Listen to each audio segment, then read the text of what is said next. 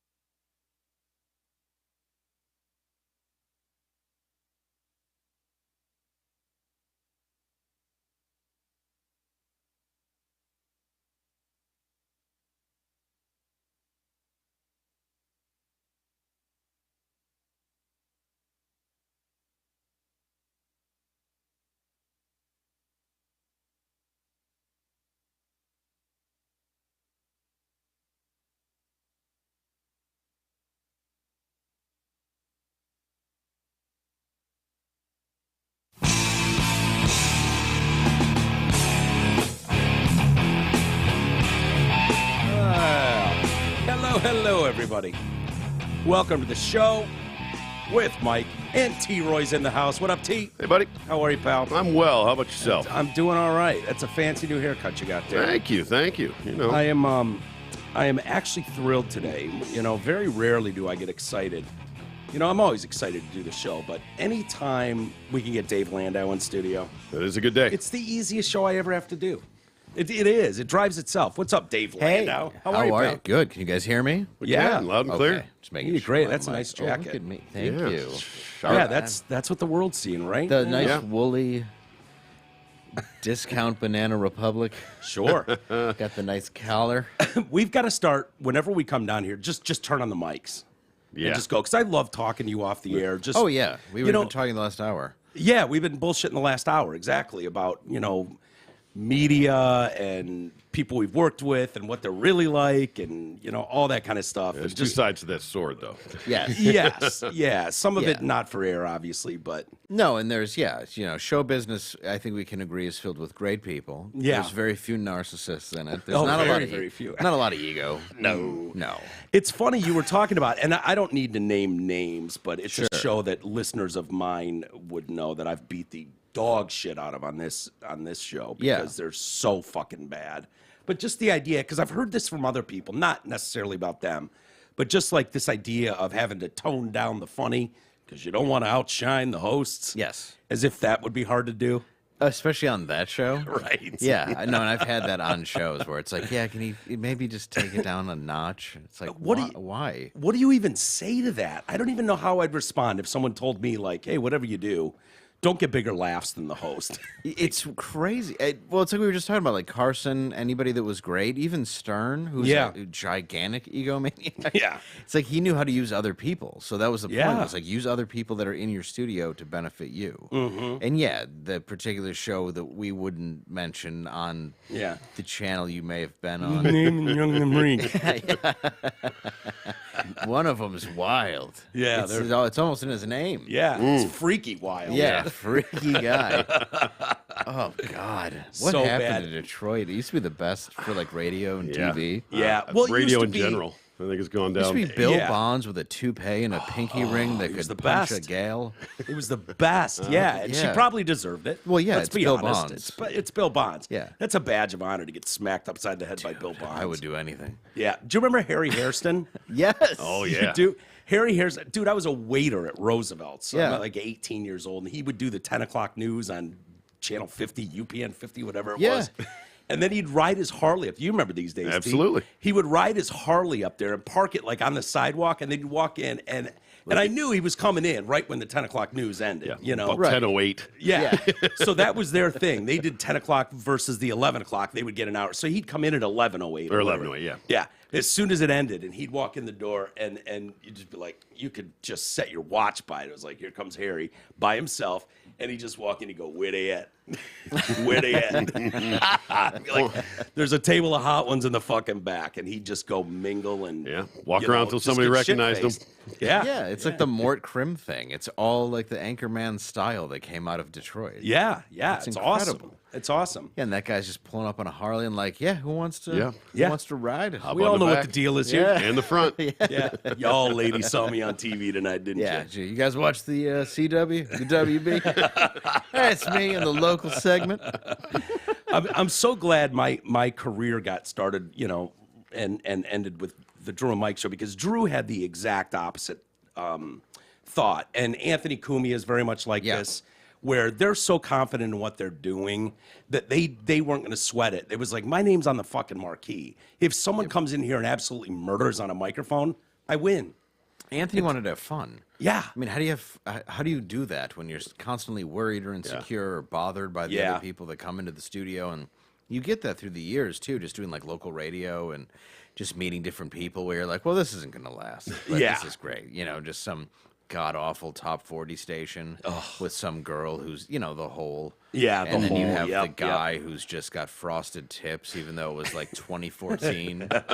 It's like, dude, No. you're not cool at all, but you think you are. And Those hits are so bad. You have to almost entertain yourself. If you're doing a 3-minute on a morning news show or a morning talk radio, I don't know if you still have to do any of that shit, but not as often. No. Yeah. I rarely do it. you've done it though. Oh yeah, for a decade I did it. I would do like 4 Local radio promotion. shows.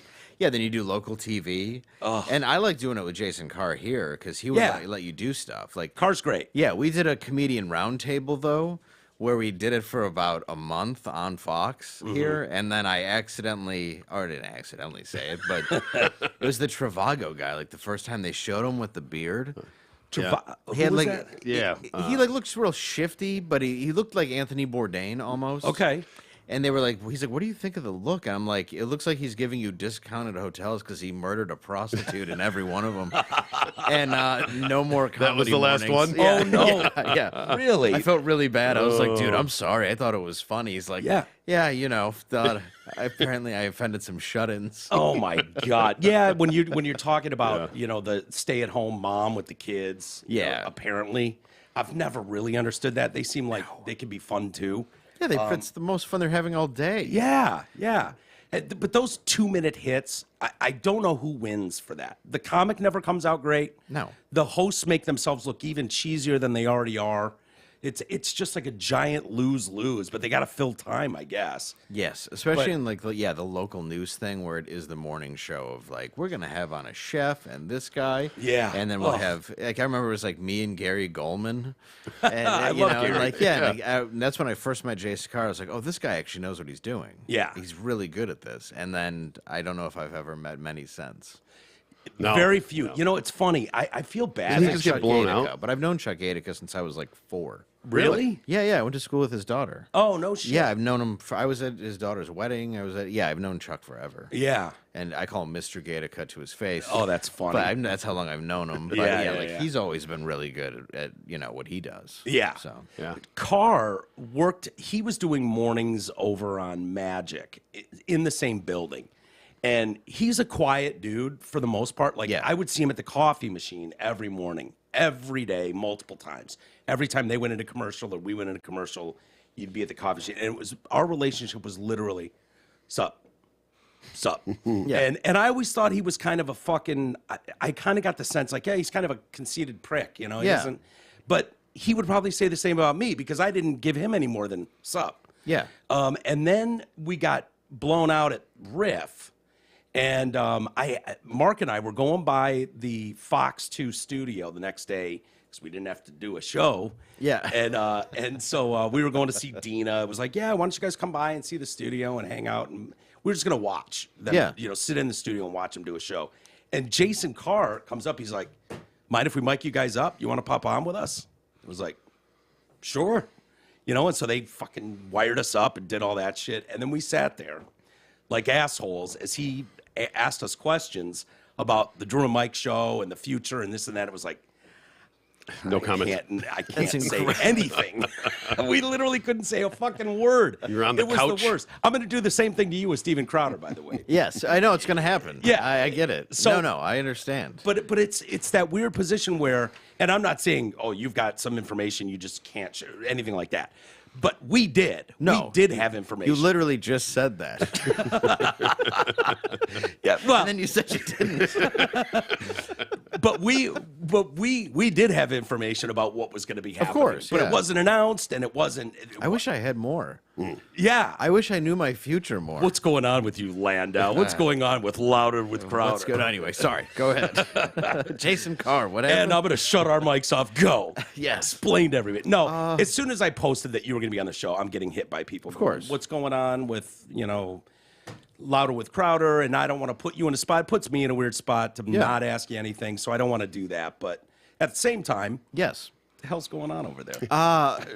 Well, it's strange because I went on break on the 15th of December, and then I guess he had an offer from the Daily Wire. I don't do. We've heard. Yes, so you've all heard this stuff. Oh yeah.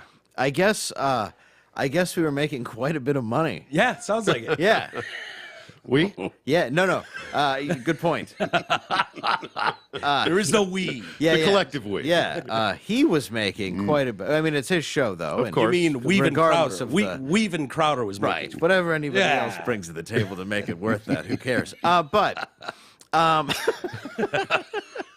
I don't know. Like that's what's odd is I don't know really anybody at the Daily Wire.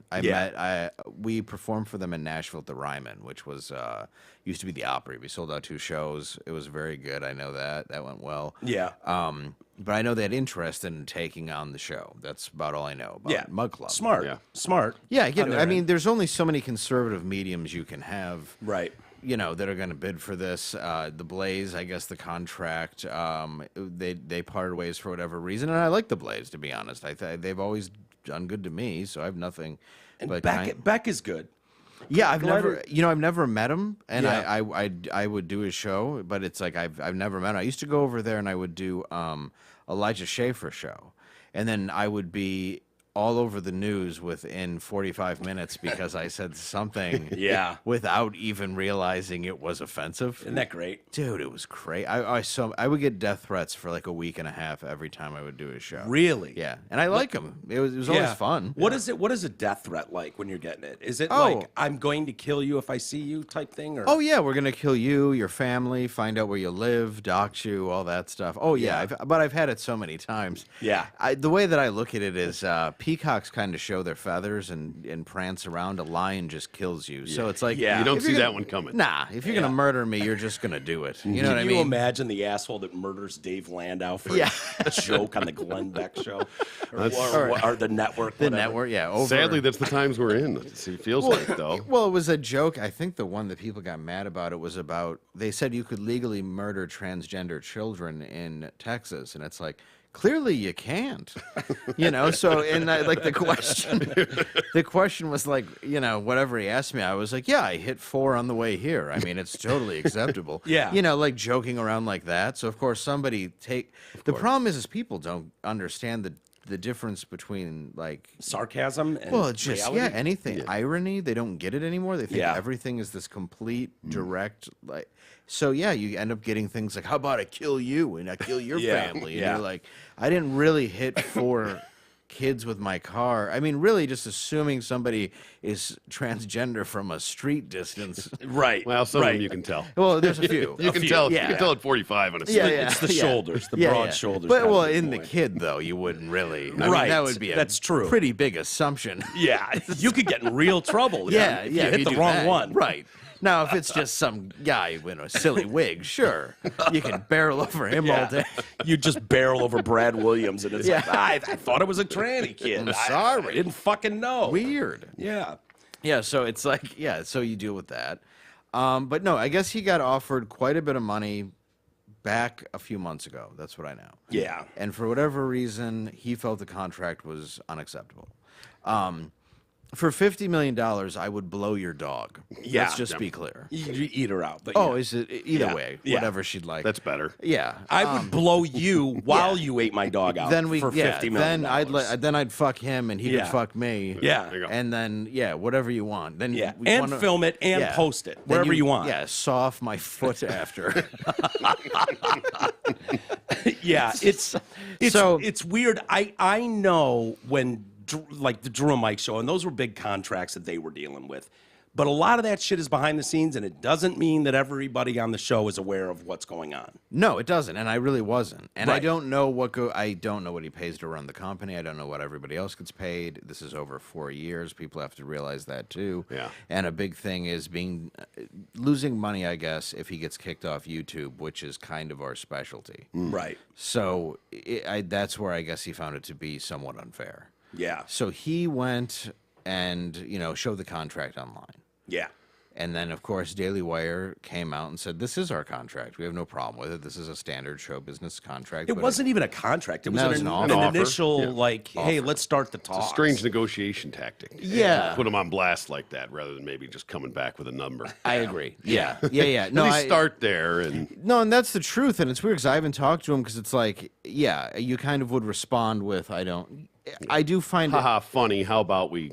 Right. Yeah. And I'm sure he'll be pissed about it, but it's like, look, you don't record your friends and put it online. I mean, that's for sure. Mm-hmm. But I'm going to just go ahead and say that first on this show. Yeah. It's the That's what we're first doing time right now. I've brought it up publicly ever. Yeah. I don't think that should have been done. And that's the problem, I think, that a lot of the times, and I've discussed it, where I feel that a voice is unheard, I would have said, don't do that. Yeah. Even if you have to record stuff, because stuff has to be legal and you need an example of it, because I don't know what really happened. I can listen to Daily Wire's side, who said that they called out of the blue. Yeah. Stephen could say that the call was not out of the blue. I don't know the truth about the phone call. Right. But the legality of it, I do know it is legal to record those in Texas. I do know a lot of people do record phone calls because dealing with contracts, you have to have proof certain things were said. Right. So I'm not going to say that was like the wrong thing to do necessarily. But to hold a recorder up, I wouldn't have broadcasted it. Yeah. No. Yeah. Certainly not then. That's where it seemed a little like, wow, okay, that seems like a step too far. And we all know how contracts work. I mean, it seems pretty straightforward. You redline a bunch of shit. You go, I can deal with these parts of the negotiation, but I can't deal with these parts. So where are we at? And it seems like a reasonable thing, but I'm not Steven. I don't know what he's thinking. I don't know what he's thinking, and I don't know. See, that's the thing is he goes back with Ben a long way. And I don't know. I know that Ben was his lawyer. I know that they were able to. Yeah, they were. They go way back. I don't know what hand they've had in helping each other. So I don't know to what degree it was a personal insult to make him that angry. Yeah. You know, and I don't. That's the part that I guess I don't really feel like I understand. Yeah. Yeah. So all I knew was I'm like, okay, well, I guess I'll see if we're going back or whatever's happening, you know.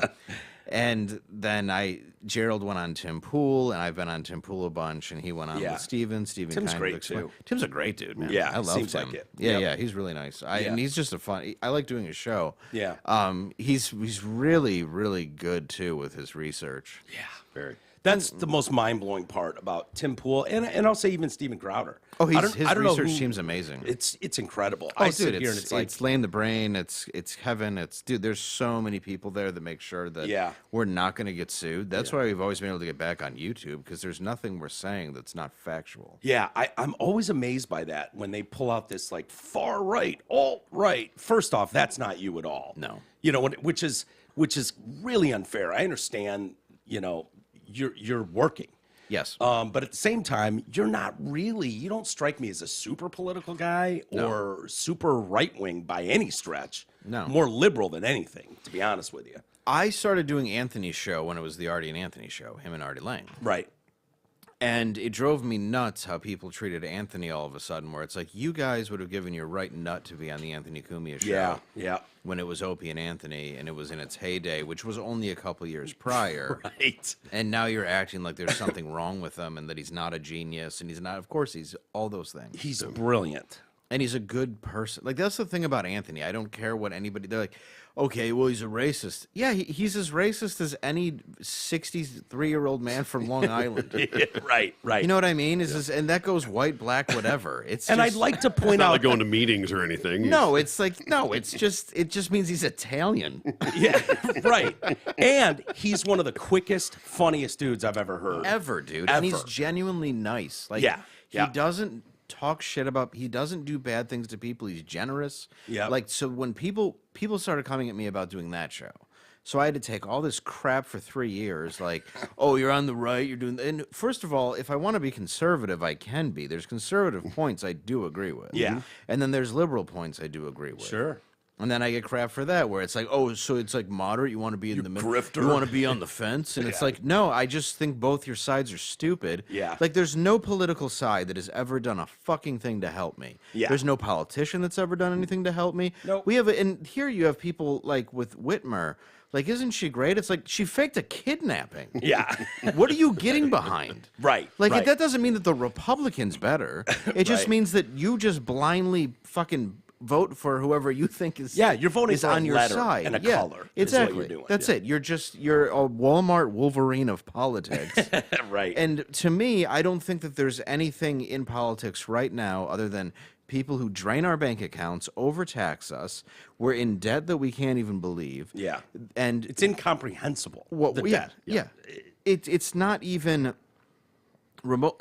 Our money isn't real. When we even discuss it, like, you go to an ATM and take out money, that money's invented right there. Yeah. There's no gold backing. There's nothing. This is all pretend. Yeah. And then you're getting taxed on pretend money by an agency that just hired 80,000 new people to take away your money that they've been upping to close to 50%. Yeah. Make sure they get more. Yeah, so you can hit every pothole imaginable when I drive to your house. Yeah. Like, dude, I hate politics. That's the thing that I've learned in the last couple of years because all it is about serving that person's interest and lying to you to keep whatever seat they have. Yeah. And while they don't do shit for their community. I don't know one person. Like, look, was Kwame a scumbag? Sure. Yeah. But did he also put together the electronic music festival that I enjoyed? Yes, he did. Yeah, he did. Right? He was on stage with Eminem at that. Dude, I'm just saying, like, when Trump pardoned him, I was like, how do you not love that? It was the funniest thing he did. It's hilarious. If you can't just sit back and find the humor in Donald Trump, there's something wrong with you. I'm sorry. He was hilarious. It was funny. It was a monkey wrench in the ridiculous. middle. Yep. It was where everybody just sat there trying to say like, well, what I like to do is I care a great deal about education. And you know, and then Trump would just come in and just Rosie O'Donnell came to the wedding. She ate all the cake. yeah, she's a fat pig. That's what I said. Yeah. Grab pussies. Oh. And then everybody got mad at him for saying that. Where it's like he said it on a bus. Yeah. And also grab pussy makes no sense. None. It's something a weird. Like, Yeah. it's something that somebody who would never ever violate a woman would say. Yeah. And you're like, yeah, I'm just famous, you know. I Yeah. just grab their pussies. They just let you. Yeah, you're like, I'm sorry, what? Yeah. If he would have said, yeah, when you're famous like me, girls just come up and grab your balls, he'd be like, okay, sure. Yeah. Okay, but grab him by the pussy? You picturing a bowling ball. Like, what are you even talking about? Yeah, you sir? don't understand. Yeah, like that doesn't compute to anybody. Yeah, and then the one guy loses his job over it. And, like, and dude, it's just been this Billy Bush. Yeah. Oh, Billy. Poor and then Billy. it's just been the fall of Rome since, while we're getting lied to about it. Then you have the president, CEO of Pfizer, who's like, well, we didn't actually test the vaccine on anybody with COVID. Yeah. And sorry about 18-year-olds having heart attacks in the middle of football games. Yeah. My bad. Yeah. Like, and he won't take questions. So this is all stuff that we've researched. Did you see the stuff in Davos? Yes. With him walking through the streets? Yeah, It looks dude, he's wearing 20 like a big minutes long. gold chain thing Yeah. too, which is weird. So fucking weird. And it's like, I just don't understand. These guys are asking legitimate questions. They weren't hammering him. And No. he wouldn't answer a single question, not one. No. And it was like, what? That's just a whole creepy other thing. But you were saying about the research? Yeah, So- yeah. No, but it's like deep research that we've gotten pulled off for, and that's what I hate. Is like I was raised by my mom was a nurse, and totally bipolar. So it was like wash your hands until you bleed, shit. You know. Yeah. So I was always germophobic. So right when that whole pandemic hit, I'm like, you can't lock people down. I mean, that's got terrible for an immune system. Yeah, horrible. And so when it all started happening, I was like, well, this is very bizarre. And then nobody would go out, and everybody's afraid, and you're wearing masks. And I'm like, why your dirty hand is touching a surgical mask? That's not Yeah. going to do anything for you. Yeah. So I kept traveling, and everybody kept asking me like, why are you? How come you're traveling? You're the most germophobic guy I know. I'm like, there's never been a cleaner time. Yeah. There's no one on the plane. Nobody else is going Yeah, anywhere. everybody's afraid to go anywhere. Like flying How private. many people would Yeah, be that's on great. a plane?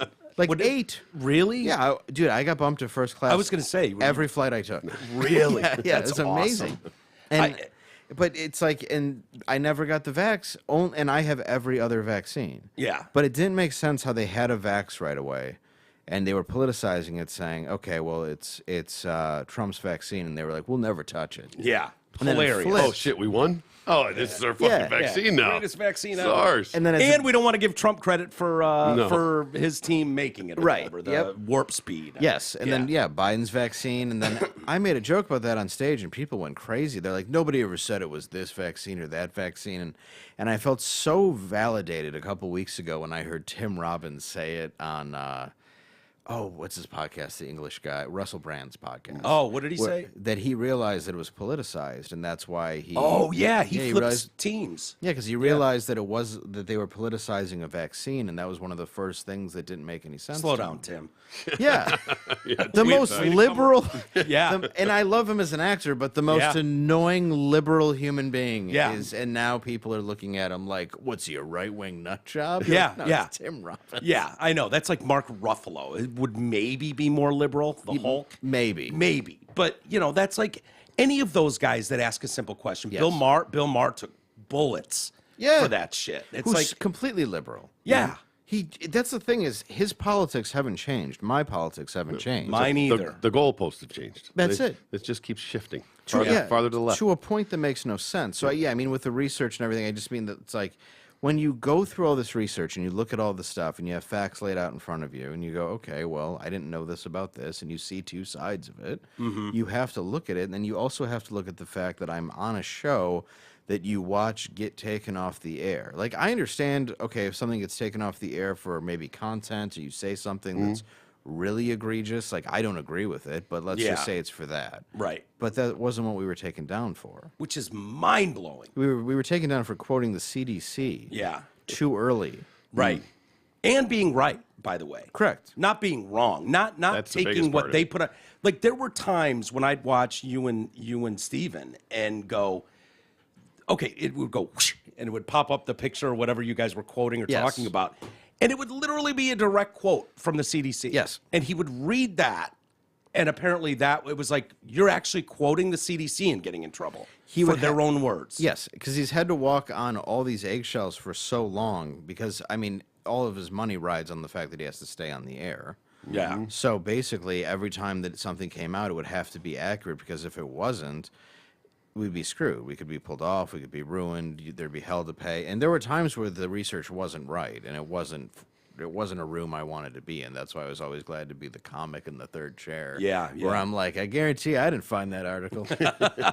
Like, Yeah. Right. Yeah. Yeah. But you're a face of it too. And so, I imagine you've got to take some shit from. Oh, dude, I get backlash because places like Media Matters want to pull out stuff and go. God. They try to pull a thing out because I was talking about, and people can watch. There's a million hits on it. It's with Elliot Page. Oh yeah, yeah. And it was when Who she used changed to be Ellen Page. Ellen Page. And she changed her name, and it was the day it happened. And I was trying to genuinely tell the news story, but I kept saying she and he wrong and all this. that And happens. the name was so close, I kept saying Ellen and Elliot. And people came after me, but fortunately, there were so many transgender people that were like, he's actually trying. Yeah. Like, Yeah. it's funny because he's like trying Struggling, so hard. trying. Yeah.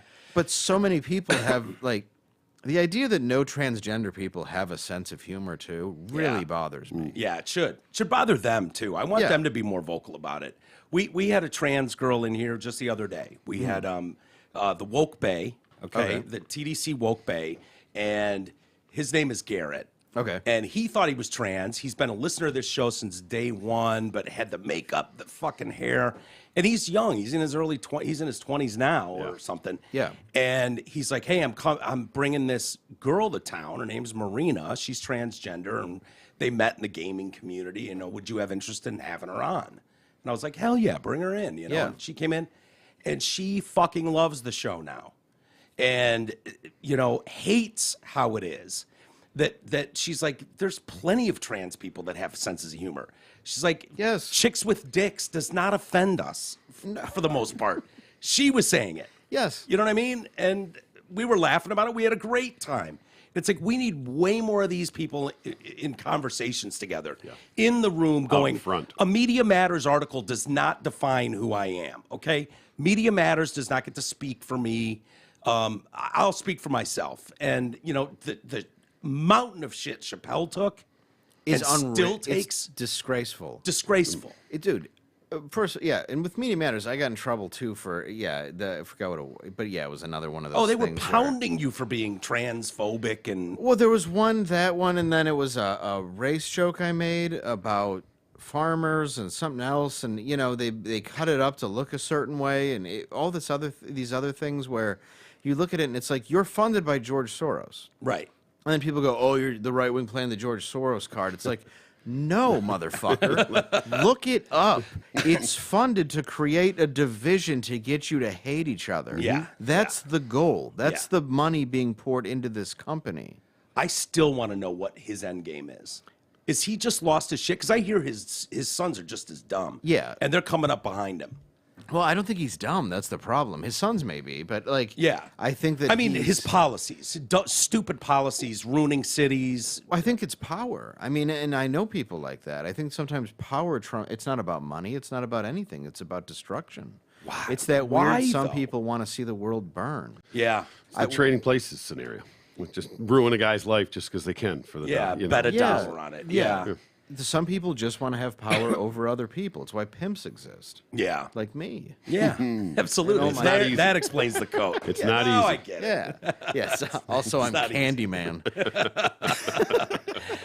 So, just wrapping up the Crowder sorry. stuff. Bad No, you're good. But you're right, though. I do want to say that about Chappelle, because I opened for Chappelle several times, and, dude, the amount of crap that he has now taken. That guy did an entire special on having on his trans friend. Yeah. After getting attacked for telling a very, very funny joke of what he saw as the LGBTQ plus riding in a car together. Yeah. It was very funny. Great it was joke. from a different perspective. Yeah. It's fine. It's great. It was not an attack. Any gay guy I know who does comedy or is in the comedy world finds it hilarious. I've never met anybody who's actually and that's the problem is we're not actually offended. No. People want to be liked. They want to get clicks for being liked. So the currency of the day is outrage. Yeah. And you would hope this shit would go away at some point, but Yeah. it doesn't. I really hope it does. Troy seems to think that it will. That It's cyclical, I think. I think you're right. I mean, there's times when I feel like we're kind of hitting that crest, and then more shit happens. You're like, okay, maybe not, not quite yet. But Yeah. I feel like the real insanity is kind of slowing down. Like it was the wild, wild fucking West there for a couple of years through COVID, and so like didn't even know what was reality. Now I think people are starting to kind of pump the brakes a little bit. People were just going into it blindly and just following. Yeah. And that was the scariest part. When well, people seeing were just, how easily you were able to discredit or to attempt to just destroy like really, really big names in the industry, whether it's vaccines or mRNA technology with not Robert Mueller, but Robert Malone and all those guys where it's like, really? So this journalist just decides that this guy's a worthless piece of shit whose opinion doesn't matter. His entire life has been based his entire life. Yeah. And it doesn't matter anymore. Not only does it not matter, he's wrong and he's destructive for the country and needs to be silenced. Yeah. Yes. Like, what does that remind you of? I mean, there was the false information thing that came up for his interview. You had to click it to see why, like, oh, this is false. I was information. proud of that tag when they started doing that to us. Yeah. Well, the irony was, I didn't give a fuck. It was because the COVID tag. If you we're went not as into big it- as your show. So. No, I have that in my. I have a stand-up animation about me taking my kid to the cemetery to meet my parents during COVID. Yeah. And there's a COVID tag. No way. Yeah, swear to God. Stop it. Insane. Yeah. It's a cartoon. Anyway, it's unbelievable. No, it was just if you finally went down the rabbit hole to see what was false about it, it was because they said that he claims to be the inventor of the mRNA, but he was actually one of the inventors of the mRNA. That was how they claimed it false. So they buried it and all that. Was like, oh my God. And people will just blindly listen to that. Like, oh, it's not true. It says right there. Yeah. That's not true. There were 3 inventors, and sure, he may have had Clearly, the this most, guy's no idea what he's talking about. Yeah, but- maybe he had the most say, but I mean, come on, it's fine. But we all know Bill Gates owns it. He should tell us what it is. Our favorite one of those false claims was Joe Biden when he went to the Vatican and shit his pants. Yeah. It was the best. It had like a change of clothes Yeah. and everything, and then it was like, we deem this to be false because rumor isn't fact. And it was like, oh, okay. So rumor isn't fact. So you've declared it fake news. No. Way more evidence is saying that guy shit his pants at the Vatican. And how much does God hate you when you're at the Vatican? I mean, you're Shit in your the pants with the Vatican. Pope. And When you're like, God, please don't let me shit my pants. I mean, you're in the Vatican. God can hear you. yeah. Oh, yeah. And you're just shitting your pants because he hates you. Yeah. I mean, that's what I don't understand. I want either. video of that. Of those two just They had a sitting change of clothes for him. those He had two sitting another face to suit face. he changed Just into. him and the devil pope. just a big shitting. old wet one just comes out.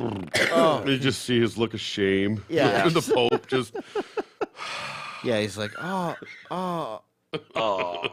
Man. oh no. It happened again. That moment when it changes from a fart to a shart. Yeah. Yeah, which with him is a full shit. Well, they're traveling with spare suits. Yeah. If that tells not spare underwear. No. Suits. Like this guy might blow his pants out. Of course. For real. Well, he's an old man who could be taken out any minute by grass that's wet. It's a terrifying time to live in. Yeah. That's what I don't get why people back Biden at all, where it's like you look back to the They got Obama 81 million years. votes. Oh, of course. It all makes sense. Yeah, totally. I went the first time I did 2 years ago. I did the Crowder show.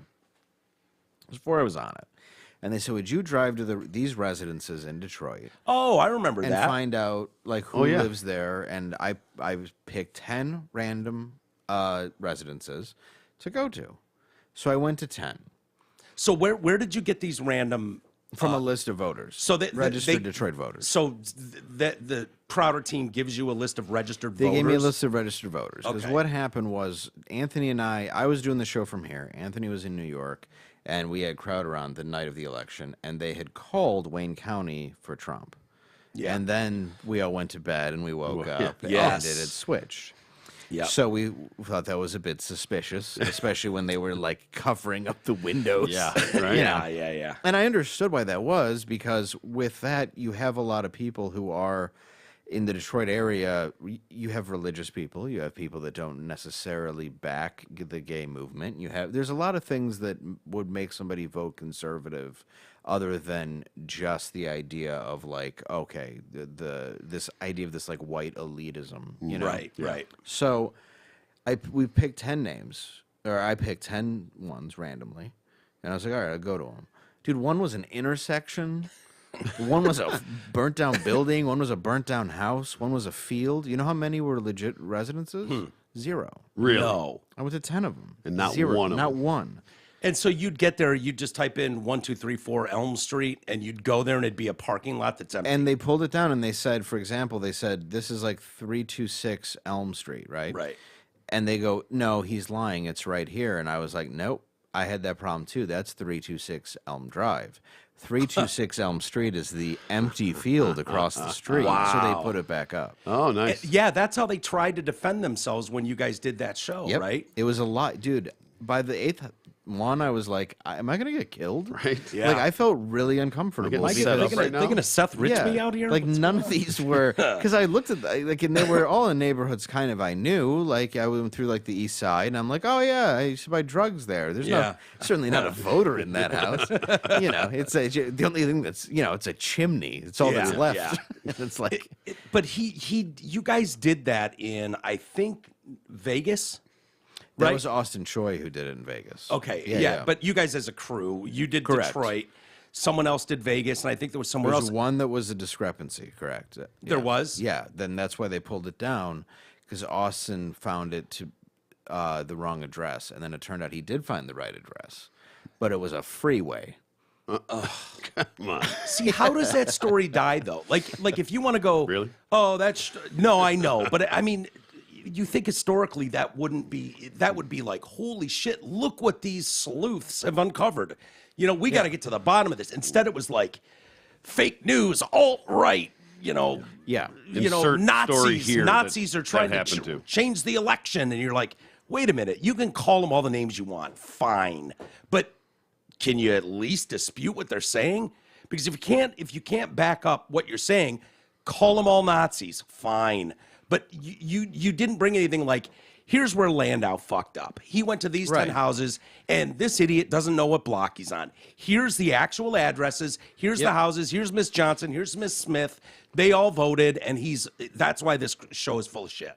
Yes. Like, if you could do that, then we'd all go, wow, okay, well, Yeah, they if got you it can wrong. show. That's why when they start calling names and they start discrediting you, and they can't just The back most it up with horrible evidence. names. That's of course The that's most horrible one, like the worse it is, the more true it is. Well, once someone jumps to name calling, that's when you kind of know they're Exactly. out of They bullets have in nothing. an argument. Yeah. Right. If it was true, it would be really easy to explain. And yeah, disprove. but the problem with that is when we had Raj in here, who's this fucking liberal guy. I mean, he's super fucking lib. You know Raj Sharma. He's a comic.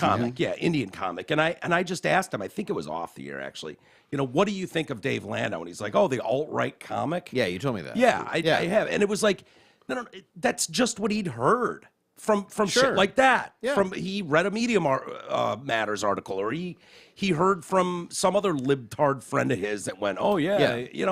But it's like, okay, why would you say that?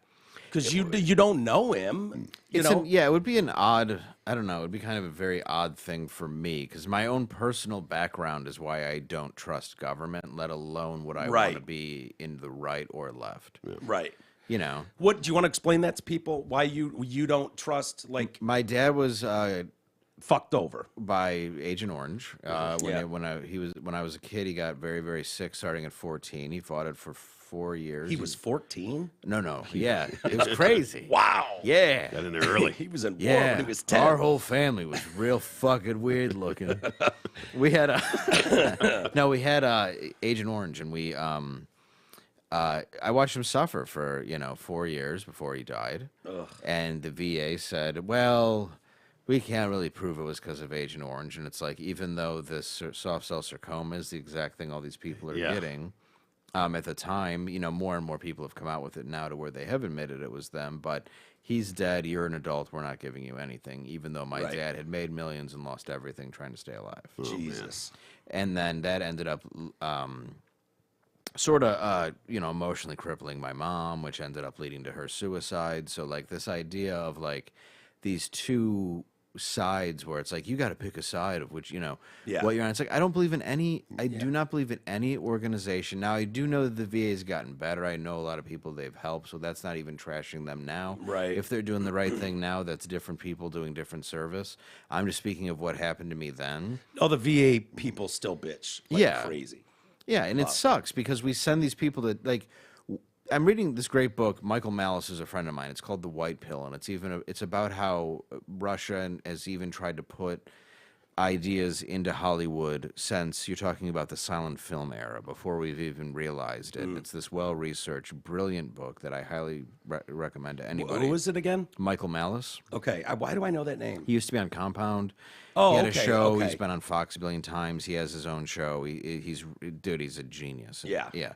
And you look at all these things that have come up throughout the years, and the way that you've been brainwashed and tricked and everything. It's like, we have no idea. Like the woman you brought into Anthony's studio, who was from Jenny Feder. and talking to her about being from Russia and actually having to live when it was the Soviet Union, and she's great, isn't she? Yeah, She was awesome. She was amazing. Yeah, she brought over the oh, dude, it was great. And but it's like, you look at all these people, we don't know what it's like to not be free, because we don't know what it's like to actually say something against our government and then be killed for it, right? Or to watch our friend disappear or anything. So we have these very warped things where everybody's always complaining and whining and bitching about how they don't have anything. Yeah, it's like, we have everything, right?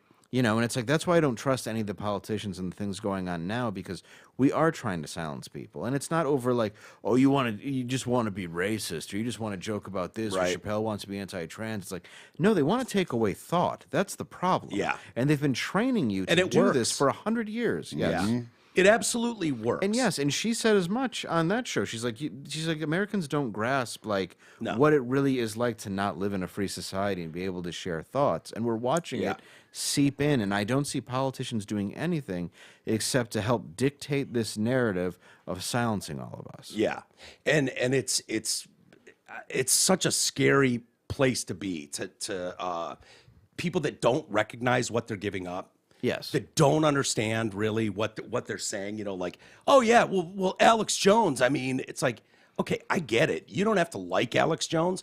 You don't have to like what Alex Jones said about Sandy Hook. We blasted him for what he said about Sandy Hook. Crazy as fuck. Whatever. I want to know where those people stand. Don't turn their microphones off and send them underground. I mean, we used to do that with a Klan. Like, all right, get your permits, assholes. You can walk through the streets and people will boo you. But, as long as you play by the rules of the law, that's called free speech. And that's why you had Jew lawyers defending Nazis. Because at the ACLU, because they understood that this is bigger. Free speech matters. Well, and also with Alex Jones, like, he had been on Crowder's show a couple times, and I asked him point blank, I said, did you say that Sandy Hook was staged? Right. Because I wanted to know if that was the actual words or if it was being misinterpreted. Yeah. He said yes.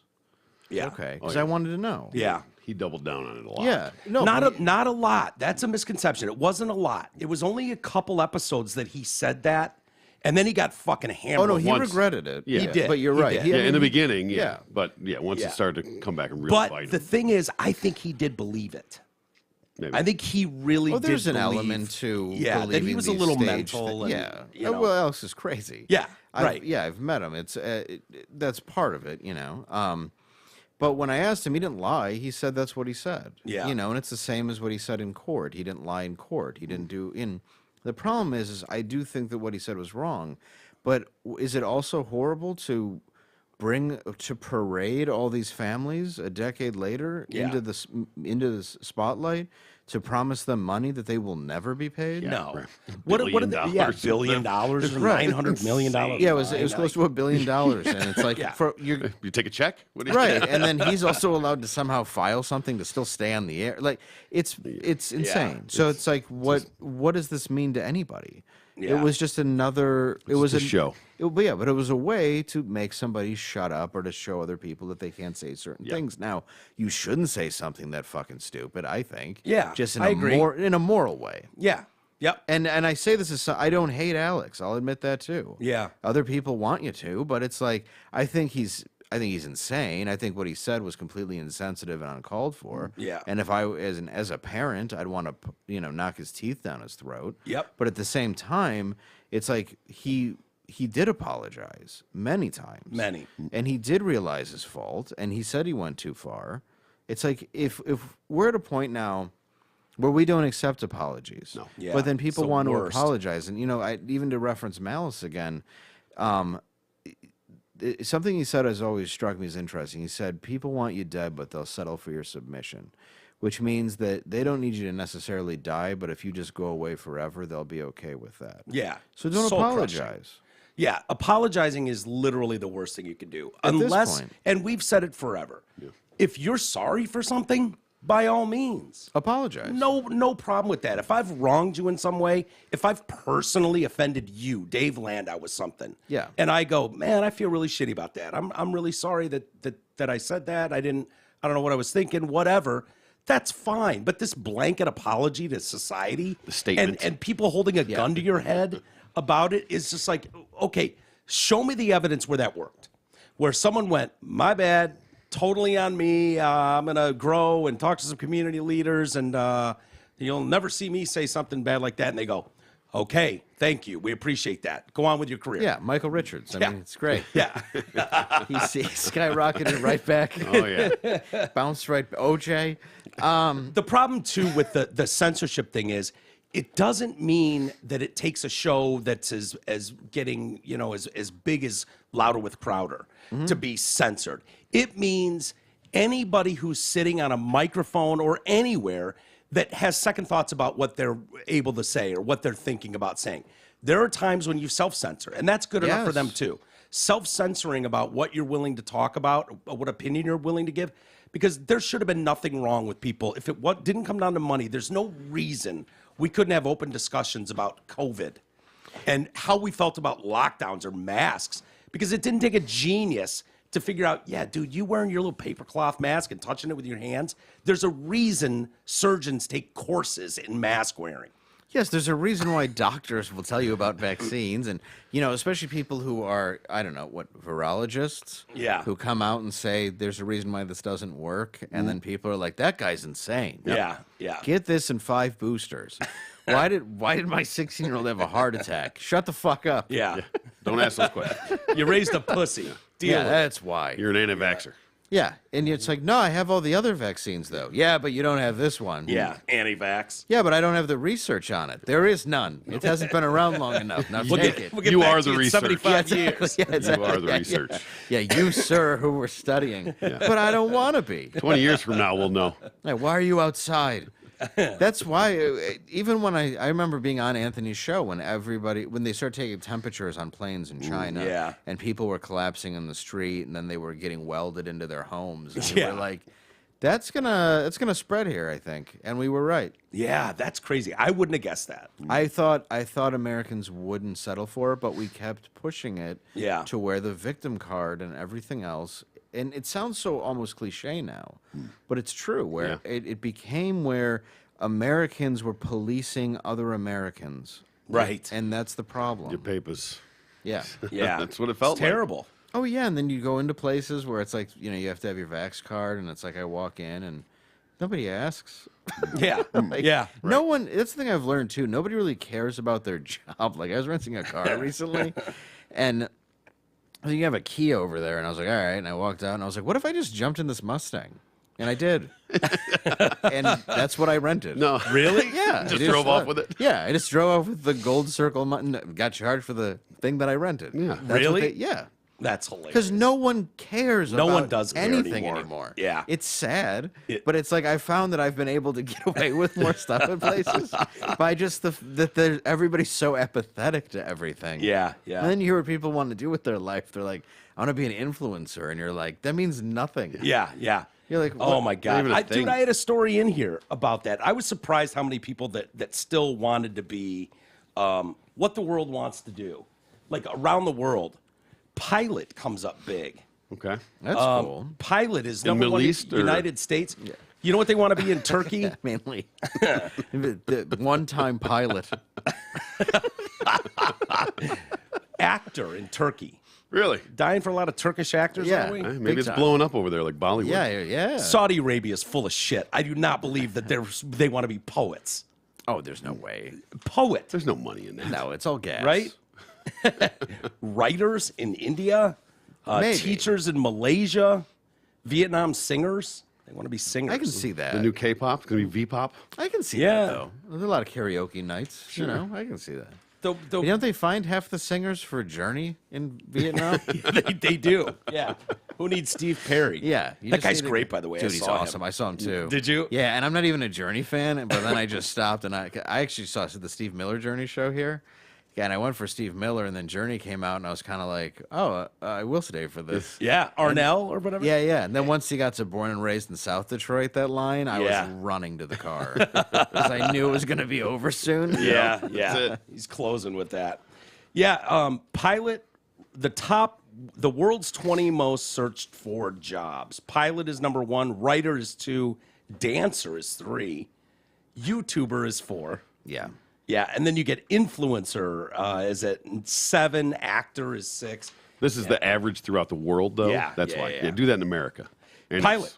The pilot is number 1. Pilot was number In 1 America? in America What- are they and excited Canada. about that? Kindergartners? Who are they asking? I don't know. They're I going know. on Google searches. They're going on Google searches like how to become a Stepmom. pilot, how to become a. Yeah. So Yeah, that's good. I mean, that industry is going great. pilot, right? I want to be a pilot for Southwest Airlines. Yeah. Can you imagine? I mean, we have pilots that listen. And, Definitely. And but I want to as far work. as I know. I want to work the desk at Spirit. Can you It's honest imagine? work, at least. Better than No, this but they one. make shit. They make shit money. They can I'm make decent sorry. money once you get up into the Pilots, real thing. some pilots. Well, yeah, private plane. Especially if but you you get do okay. I think they deserve more, though. Okay. I A think lot they deserve more. a lot You see their more. uniforms? Their uniforms look like shit. Look like they Yeah. get one a year. Or They do something. look like they're wearing someone else's, like they Yes. all share. Like they get there and there's like 4 uniforms, and you have to pick the one that fits you best. I mean, It's close. what do they really Yeah. do? I mean, aside from like when you got to land and sully it into the river or something. You're talking about the crazy. pilots or the sky waitresses? The pilots. I mean, Yeah. the thing fucking flies itself anymore. Especially Yeah. an 8-hour Yeah. flight. You get up, you walk around, you take a dump, you autopilot that thing, you take it up, you take it down. That is Yeah. true. They do a lot. Yeah, there's a Not- lot done. I'm for just you saying. now. I'm not taking away from it. I'm just No, saying. but Sully, look how much crap we gave him. yeah. And then he had to sit there and be fucking like, hero. well, why don't we have some human error? And Yeah. then everyone crashed the plane. And Yeah. they were like, we're sorry. Like everyone? Yeah, literally everyone who tried to do the test, Yep. everyone crashed. Yeah. And they were like, everybody's landed it. He goes, well, how about 5 seconds for human error? Oh, we all would have died. Oh, look at that. That's case. an amazing scene Yeah. in Congress, wherever he was speaking, where they Yeah. did that test. And Yeah. it was like everybody that got in the simulator was like, they all landed it. In the whole yeah, but place. 5 seconds for human error, and they all fucking bit it. Failed. Ate shit, Yes. all of them. Yeah. It was a miracle. Yeah, you know how lucky. Yeah, exactly. Yeah. And it was literally. And that guy had a bird strike and casually landed a plane on the Hudson. Yeah. which was like, dude, it's not even. It's not even. Magic. Yeah, I can't even think in that incredible. moment, like, because most people, it would have just been 9/11 too. It would have been into Yeah. a building, and and that guy knew exactly what to do just Yeah. based on experience. So, yeah, bring it back around. He's like, nope. No, not going to make it. They're like, no. go to this airport. Not going to make Nope. it. Nope. Going onto the river. Were you weren't in New York then, were you? Was For that 9/11? No, not 9/11. Obviously, For the- you weren't. But No. for Sully, No, was no. that pre? That was before. That was before I was there. Yeah, Yeah. yeah. I was there for both. Yeah. All right, George Santos. Yeah, I was in building 2. And then no, I was not there for either, thankfully. My whole experience with flying in New York was getting out and just armed military checking your ID and everything when you would get off the plane because of the lockdowns. Oh, really? Yeah, they would want to check your ID and all that sort of Not stuff. because like 9/11, because of COVID. Because of COVID. Yeah, just right. dude, armed. Yeah, it was crazy. It reminds me of going to your show at the Fox or Majestic, whatever it was with Crowder. The show you guys did, Royal Oak. Yeah. Oh, the security. I've never seen security like that. No, in my life. I don't believe it was for me. Well, he's been threatened to be murdered a lot. Yeah, I could see that. Yeah, a lot. He's kind of got a murderable face. I get that. Well, yeah, he would have to admit that. Yeah, I wouldn't want to say it on air, but yeah. And no, but he was on a Muslim terrorist kill list. Oh, was he? Yeah, because he did part of a fatwa. Yes, that's what it is. Yeah. Thank you. Yeah. Wow, Oh, shit, nice. Good poll. Yeah, I like that. That's nice. You go to Dearborn for lunch a lot. But he Better than Buchabazi. yeah. He did when he was young, and I think a bit naive. He did Bob Ross Paints Muhammad. Oh yeah, that'll do it. And that'll get you a follow. Oh, yeah. So he's had a bounty on his head ever since. Yeah. So that's why there has to be, a certain level of protection when you go into the show. Yeah. Which I then hear the gun people that are the really pro-gun people for him get very pissed off. A lot of them leave and go home and like that sort of thing. And it's like, you can't please everybody. No, definitely. I drew Muhammad once too. And I just said that out loud? Yeah. Okay. I drew what I did. I have not, for the record. Okay. I ever. never did once. No, let me explain. I don't want to fatwa Was it either your boys. friend, Muhammad? I drew a picture of Mo, like Larry, Mo and Curly, Ham. Oh, this is going to be better. Ham. And then Ed, the horse.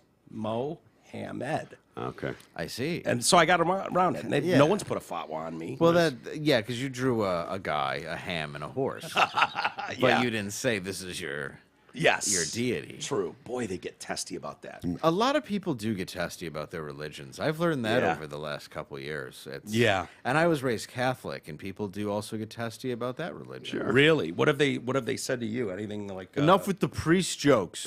Yeah. Well, quit blowing kids. Yeah, it's like Sorry. They're like, that was mostly the 80s and 90s. I'm like, oh yeah. Yeah, first of all, no. Secondly, the credit the end of the movie Spotlight, where they say where everything happened, like they have the roll of like every parish. It's longer than the movie. Yeah. Dude, the best That's small print. The craziest stat or thing I ever heard about that time period was that people were going into the priesthood for access to fucking kids. Well, like it's not like, well, now that I'm here, obviously I'm in love with God, but what a bonus, I get to fuck kids. No, they knew it was so lax on the fucking kids part. They were like, well, I guess I'm going into the priesthood. Yeah, they're like, just NAMBLA, we're really getting a bad rap. There's so many theories on it too, but it dates back a long time, which is scary. And then there's the idea if, like, let's say in the 50s and 60s, your kid came off a little, light in the loafers? Light in the loafers. I was thinking of a good 60s term. Thank you. They would put him in the priesthood. Well, now your sexuality is sort of stunted at that age. Then, And you don't get to get any pussy. No. Once you're in there too, so that stunts that part of it as well. Yes, yeah. So it's really, it's really all you're doing, and and I grew up Catholic, so I have certain issues where it's not against God, it's against the anger of the church, where it's like, I still feel guilty every time I do anything sexual, and I'm a 40-year-old man. I can't look at, like, you're naturally supposed to like a woman and whatever, and it's like, even marriage, like anything. It's like it ruined me as a kid, but then I had a mom who was a nurse who was very clinical. So when you like learn about sex and everything, like, you're gonna have urges to masturbate, and if you do, you're gonna burn in hell forever. Yeah, and you just don't even know how to react to that. Yeah, exactly. That's totally normal, but you're fucked. I got out of that. My mom, we were going to church every week. That's what we did. Yeah, Presbyterian. Sometimes Saturdays was great. Yeah. Because what kid doesn't want to go to church on Saturday? Sure. Yeah. Extra day at church. You Oh, kidding it's me? the best. Turn those cartoons off. Let's go. Yeah. But it was like- hang out with my friends. Please. It was like, get out of there. My dad didn't want anything to fucking do with it. You know, looking back, you really know now. He just wanted to get home for football and pregame and shit. But one day, out of the blue, 12 years old, my mom's like, yeah, fuck that. We're done. We're not doing that anymore. And I asked her years later, like, why? Why did you stop? You know, I was thrilled. You know, I'd rather fucking play with my friends than go to church. But she said it was the guilt. I wasn't going to raise you guys to be guilty about everything. Yeah. And that's what it felt like. Like every decision we made had to be run through the church, and it was all guilt and fear based. And it was like, this is no way to raise a kid. You know? Yeah. Well, I had my son baptized, and just because that's what, kind of my mom wanted, and she was alive then. When I went to get my son baptized, I'm talking to the priest, and it's like, well, what parish did you attend? And I'm like, we were at St. Joan. I'm like, Star of the Sea. And then I'm at Star of the Sea. I'm like, St. Joan. I'm just lying to holy men just so I can get this thing done that I don't really necessarily Barely want care to be about. at. Just in case. Just in case unbaptized babies go to hell, we should get this out of the way. Right. So we had that, and so we had that, but it's like I just never. I don't know. Like, I just feel that there is something to being a decent human being to others. Yeah. I hope that goes a long way because I'm banking on that. Well, I just don't understand why you would follow the principles of something so directly without asking any questions and using a brain that God gave you, right? To actually, God, the Lord, the Mr. Lord, by the way, Right? Which one? Mr. Lord to you? God, not a woman God, Or black? No. Well, unless it's Morgan Freeman. Right. I He think could play that role. Oh, he could be God. Oh, yeah. I think he's been God. I hope God is black. Wouldn't that be a twist? Oh, my You get up God. there, you're like, damn, I never saw that coming. Oh, there's good music. Yeah. You're like, this is nice. I Yeah. like this. He's like, Not take bad. off your shoes. Just Speaking of kids, how old is your son now? 7. 7. nice. Almost 8. Yeah, my nephew just turned 8 a couple days before Christmas. Okay. And when I was out west during the pandemic, I was staying with them, and so I got in quite a bit of trouble because I started calling him a butt licker at one point Okay. and a dick licker at one point. And then he started calling me that, and then his mom got mad at me because I taught this kid dick licker and butt licker. And so now he's been calling me a BL because he can't say butt licker anymore. It's not allowed. That sounds right. Yeah, so I'm like, fucking shut up, DL and BL. And so he and I get into this back and forth yesterday, and I threatened to give him pink eye by farting in his face. That's Yeah. my go-to move. I think we know which kind of uncle you're going to be. Yeah. So I'm like, you I did you that wait. to a dear friend. What's that? I gave pink eye to a dear friend by farting on his pillow every time we smoked weed in his room. Seriously? I swear to It you. actually Oh, worked? that's fantastic. I didn't realize it until years later, yeah. Wow. I was farting on his pillow every night. Like, we would smoke weed, and then I'd fart on his pillow, and then my friend Jeff and Carlo would fart on his pillow. It works. Yeah. Holy but shit. we didn't know. Excellent. He kept getting pink eye, but I didn't know why. Yeah. I mean, like wet, ripping bare ass. Yeah. So he kept getting pink eye, and then years later, I was watching some some Seth Rogen movie, and they'd given one of the guys pink eye by doing that. And I was in Yeah. the theater. I was like, Oh shit. oh no, that's why he kept getting pink eye all those years. And like he's like, I don't know where it's coming from. I don't know if I'm allergic to my pillow. What are you doing? Parents getting all pissed. What are you doing? Yeah, like he's just, and he was always This time wearing this like year. sunglasses because his eyes were burning, and he had to get like special, oh my god, That's hilarious. Yeah. So those are not idle threats I'm giving Marshall. No, when I talk no. about farting in his face and giving him That pink was an eye. urban and this- legend. No, this Yeah. guy was he came from mob royalty. I'll just say that. So I would have never done it on purpose. Right. But it was really funny. It's a perfect Unbelievable. gag Yeah. for young males especially. Yeah, I think he it's farting on probably- I someone's mean, what's pillow. funnier than pink eye, right? Well, No, farting very- on someone guy's very pillow. few things. Farting on someone's pillow. I mean, There's it's a- like very, very. The youthful boys will. Making a guy's annoying girlfriend drink half a 40 of piss. Oh, Wait, Ever do excuse me. that? Yeah, it was St. Ides. We Okay. We poured it out, and we all took Respect, turns by the way. pissing in it, and then we Yeah. chilled it. And she was hammer drunk, and she always annoyed us. I know this story I shouldn't even tell. No, that's but fine. Then we gave her the 40 of piss. And then she like drank a good helping of the top of it. Before she figured it out. Yeah, and we were think this all is skunked. We were all laughing. She didn't figure it out. We were all laughing so hard that he grabbed it, and then he took a sip and was like, and then dumped it out. And we were like, yeah, that's saying that he was so mad. Oh boy. Yeah, I don't know if he ever told her it was piss. Well, that's what malt Yeah. liquor tastes like. But It's not beer. it was Five Guys piss, so it was in fact St. Ides. Right, exactly. Just And we a had diluted already version. we had already drank in St. Ides, so it was just coming. Yeah, it was just came Recycling. through. Yeah. No problem. Oh, it was but great. anyway, I wanted to ask you because you've got you said 7, soon to be 8. Yes. So I'm wondering if this is normal. So I threatened to fart in his face, give him pink eye, and he comes back, raises the stakes. This is last night. Tells me he's going to disintegrate my penis. And I was like, what the fuck, bro? Preemptive strike. Yeah, I mean, and Troy was just like, boy, that escalated quickly. I was like, yeah, it sure did.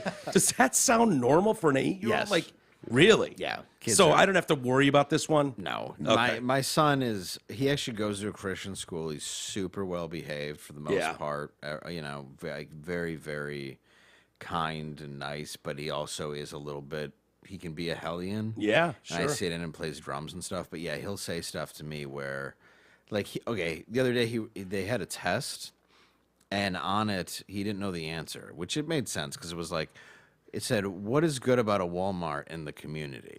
And he wrote, "I can buy stuff cheaper out the back door." That's a great answer. Dude, and he's 7. Yeah. And then the other thing, he goes, he goes, "What's the negative effects of a large chain store like Walmart on your community?" And he wrote, "All hail the chicken god." What? Yeah. And I was like, and I just started fucking laughing, Yeah. trying not to. That is my son. Because, well, at first I was like, what? And then I go, what is this? And I go, well, it's my test in school. And I was like, I couldn't even hold it in. Yeah. And I looked at it and I'm like, why did you write that? And he just had this like chicken that he had that looked like one of those Gary Larson chickens that made a squeak. Yeah, yeah. And he I've got one "I don't know." upstairs. They're yeah, awesome. Yeah. He's like, I don't know. I just call it chicken god. I think it's funny. He's got a comic for a father. Oh I mean, yeah, and he came to my show in Royal Oak, and he'll say some, like, what did he say to me the other day? I'm sure he got it from somewhere, but he was like, hey, it was like right before Christmas. He goes, what reindeer has to go to the bathroom all the time? I'm like, what? He goes, Schitzen, and then he ran away, and he's 7, so it's like, and I'm The runaway is the best part. yeah, because he doesn't want to Yeah. get in trouble, dude. So it's normal. Like, Stick and and move. he will say that because I'll say stuff because like I could never ever actually lay my hands on a kid, and he knows Yeah, that. yeah. So that's the crappy thing. Yeah. So like my punishment is just like, yeah, this tablet's going away for a good hour. Yeah. And I've punished him, in ways, but I just can't hit it. I could just never. You got the wife on board to be the enforcer? Yeah. Yeah? Be Yeah. the heavy-handed one? But never with hands. I can't do, man. I just got my Yeah. ass beat too much. And that's Dude, nothing that- against my parents, but I just can't do it. Yeah. That was such a thing when we were growing up. Like, it Dude. was no big deal to just assault a kid. My mom had They a assaulted belt us. that did not unbuckle. Yeah. And when she died, my aunt was looking at it, and she goes, "What is this? It's not even a belt. It's like a strap." And I was like, Yeah. it was a strap." And she was like, It's a weapon. "She hit you with this?" I'm like, "Yeah, and like the face and shit." And it's like not even for doing stuff that was like what my son would do. It's like, have you ever giggled too loud at 11 p.m. and had a bipolar woman hit you in the face with a strap? While you and no, but we would watch neighbors get beat. Yeah. Like they'd have Your a neighbors like- could beat you. Yes, I've Yeah. had neighbors hit me. I've watched. I've been hit with a wooden spoon. Yeah, yeah. While my Oh, yeah. friend, Do was you know where getting that hit came with a from, by the wooden way? Spoon. The wooden spoon? Was it just because kids wouldn't pick a good enough switch? It was Jesus.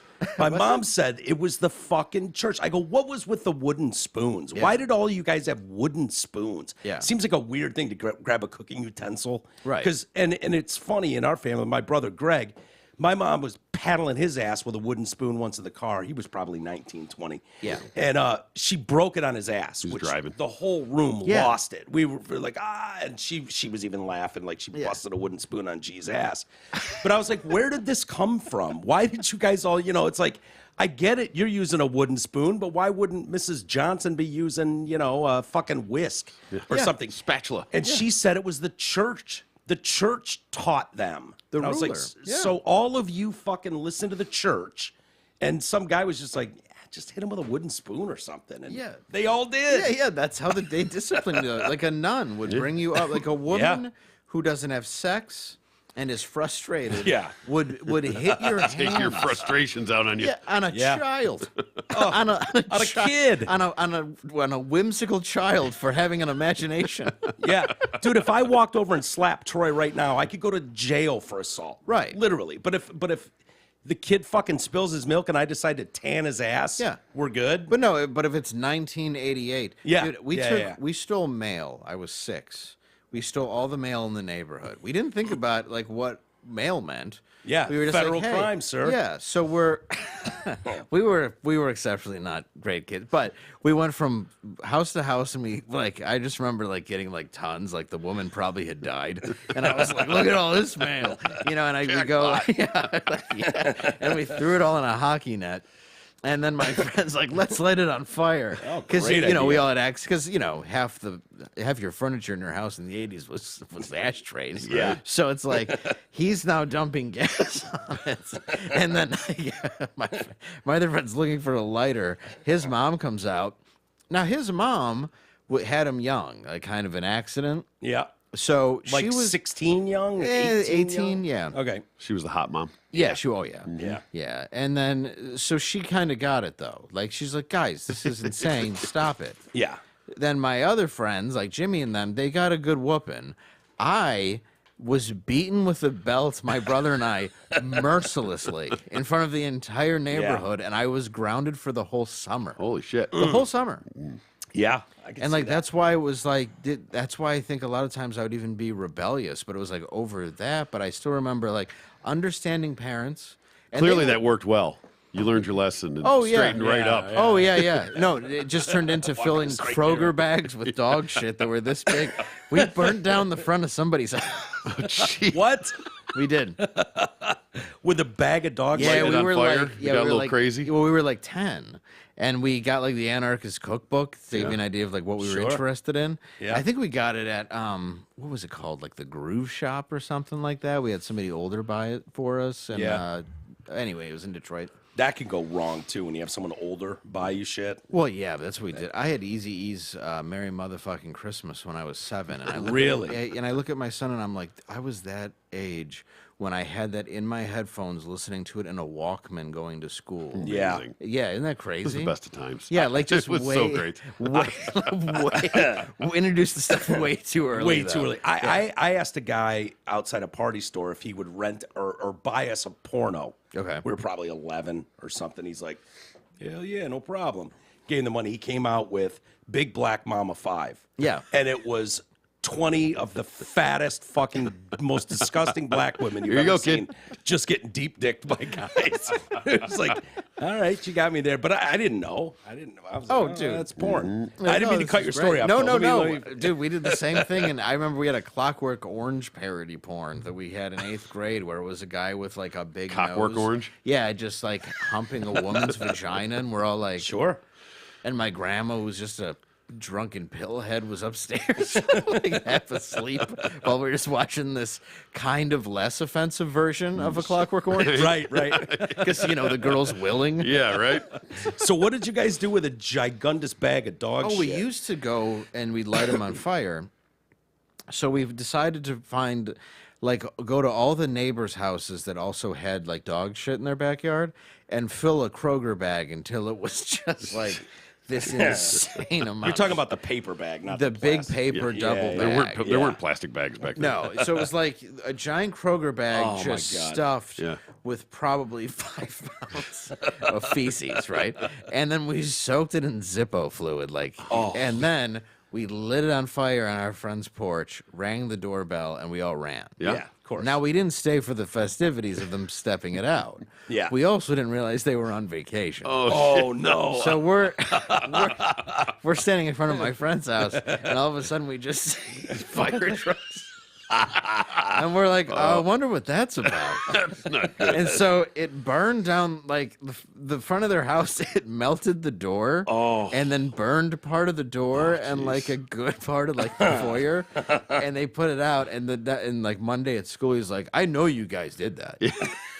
Like, we're not talking about it because it was a giant bag of shit, but I know you guys did that. We're like, no, man, we would never do that. He's like, I'm not telling. I'm just saying. I know it was. I know it was you. He knew. Yeah, he knew. Of course he knew. But we thought like, and then we would do that though to people where we kept doing the gasoline stuff. Yeah. And like we stopped because we watched one guy stomp it. Like we put it on fire. Tell me he lit himself on fire? Dude, it was in the middle of the street. We lit a giant bag of shit on fire, like a Kroger bag. Another like, a few pounder. Yeah. And we lit it, and a guy stops his truck to get out, right? So he starts stepping on the fire, but his jeans start getting